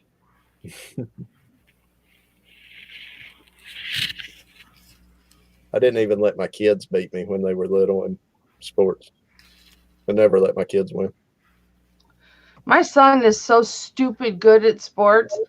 He got all like, here's Michigan, and you split Michigan into 4. He got all of 1/4 of Michigan for being a first baseman and a pitcher, and he had scholarships for football and baseball, and he blew his shoulder out. Had to have massive surgery right after graduation, and that took away his athletic ability. But the only thing that boy could never ever do was third base. He sucked at third base, and it was so funny to watch. Third base is tough. I played third base. I played third base. I was a third baseman and a catcher. I played I know how hard third base is. I played first base, pitcher, right field, second base. Yeah, I can't remember if I was second base or not. I thought I might have played it one time. I think for an all-star game or something, I played second base. But third base is tough. A long throw. I played third and second is where I played. Then you get, you know, that ball comes up at bat like a rocket. Yeah, you're going to get hit a couple times with some smoking. I've taken more than one bounce to the chin. I'll tell you that. I've never had anything like that happen, but let's put it this way: when a ball needed me to dive along the line, it was a double because I was diving for it. By the time I would look at it, it'd be like, it'd be way past me. So where did you bat in the lineup? I was always like third, fourth, or fifth. My son was always fourth, cleanup hitter. Yeah, I was always a cleanup. I was a cleanup hitter too. I had to hit far because I ran like a cow.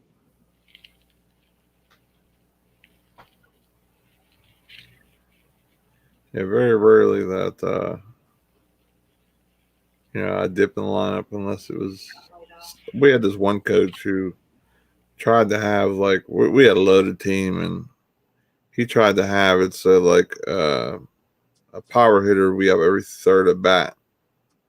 So like you get two little contact guys and then a bruiser. So I batted 6 worst. At worst I ever batted was 6. And he announced to the team what he was trying to do, and everyone's like, "What in the world? Why in the hell do you have our third best hitter, which could bat third, fourth, fifth. We just had a bunch of good hitters, but he was like our third best power hitter. Like he hit, probably second or third best in the home runs. Why would you have him bat ninth? I looked at him like, yeah, coach, what in the heck? Yeah, whenever my son would get up, they'd see his big ass and thunder thighs. Thank you very much. You got those for me. And they'd back up.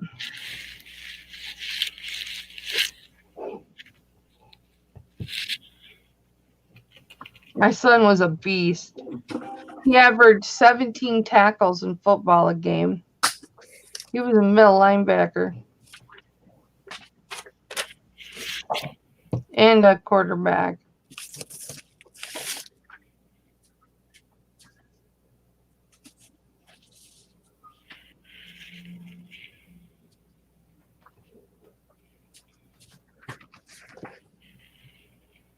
He was 260 pounds senior in high school, 260 pounds, pure muscle, second in steals. Big boy. His football coach used to get mad at him when baseball season would roll around. Haggard, you're getting too skinny, bulk up. And his baseball coach would say, Haggard, you look fat in your uniform, lose weight. And the coaches would fight. Not like physically fight, but they would have arguments about it.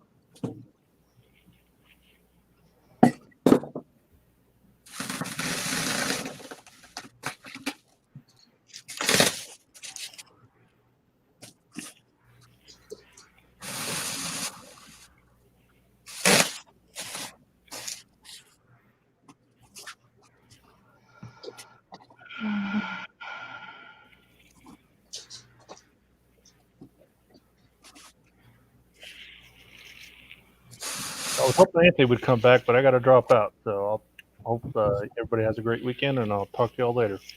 Hi, Paul. Did I scare you off? No, ma'am. We just got some stuff to get done. So. All right. As long as it wasn't estrogen in the room that made you leave. Never. Well, have a good day, baby.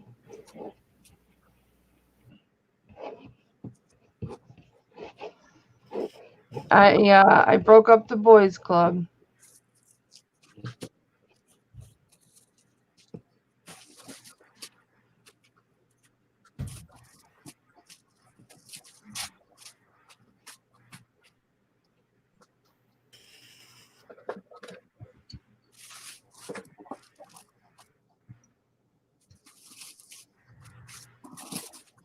I believe Anthony did go to the store. Yeah, I think he did. It's right down the road from him. There he is. Did you go to the store, Anthony? Sorry about that, guy. Is my internet? Hey, Mystic Mountain Forge, good to see you. Can you hear us? Yeah, can you not hear me? Me? Yeah, we can hear you. Okay. No. You're good. Yeah, my internet's at the house, so I had to switch over to my hotspot and get back in. So I don't know if any of you guys would want to host. We could move over to one of your channels so I can move on to my iPad. So I have a cellular plan on there. Who wants to set it up? It's completely up to you guys. I mean, if no one wants to do one, then we don't have to. My internet's not going to be stable enough to stay connected to Wi-Fi right now. I mean, I don't mind. I'll set it up, I guess. Okay. I was just going to say I'd set it up. Yeah, Cool. Well, do you want to make it in like 5 minutes?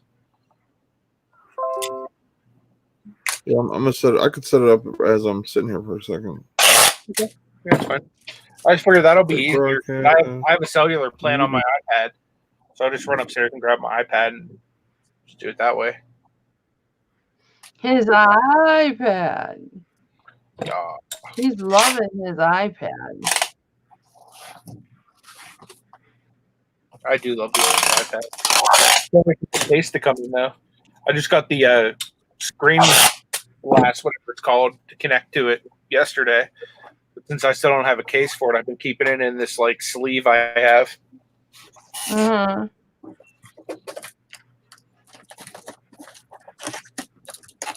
I don't know what's wrong with my internet. The cat's down here too, so he couldn't have knocked it out. But I can't connect to my Wi-Fi at all. All right. It's gonna go on in 5:05. 505. Should I pick a thumbnail The good thing it's only 4:05 here. or 4:05 and you're I gotta wait another hour. Who said you're getting an invite, Craig? You're in the future. What? Who said you're getting an invite? What? I can't hear you. Who said you're getting an invite? I can't hear you. Let me turn you up. Never mind. Never mind, Craig.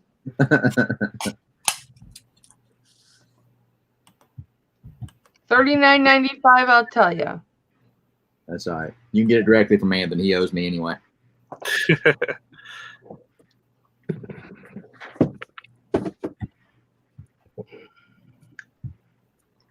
got that link yet, Nate? Yeah, I'm going into the broadcast now. Cool. And I guess I'm not gonna get paid because he didn't get enough super chats. Hint, hint. I know. We're still what, $34 shy? I'm gonna put it in the private chat, the StreamYard, so you guys can jump in there, and then I gotta log into YouTube. I'm gonna copy and paste that into a message to you, Nate, so that way I can get it on my iPad upstairs.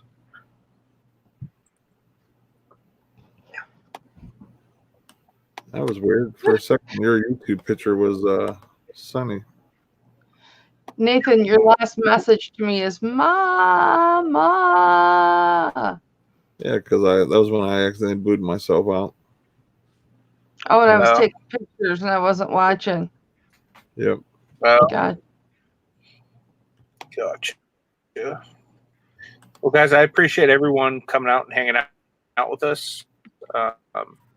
Or however long it's been. We're all going over to Nate's channel, so do me a favor, go sub to Everyday I'm Hustling and follow us over there. Anything you guys want to say before we shut it down? See you in a second. Check Mama out loves you. check out my live tomorrow night, 9 Eastern.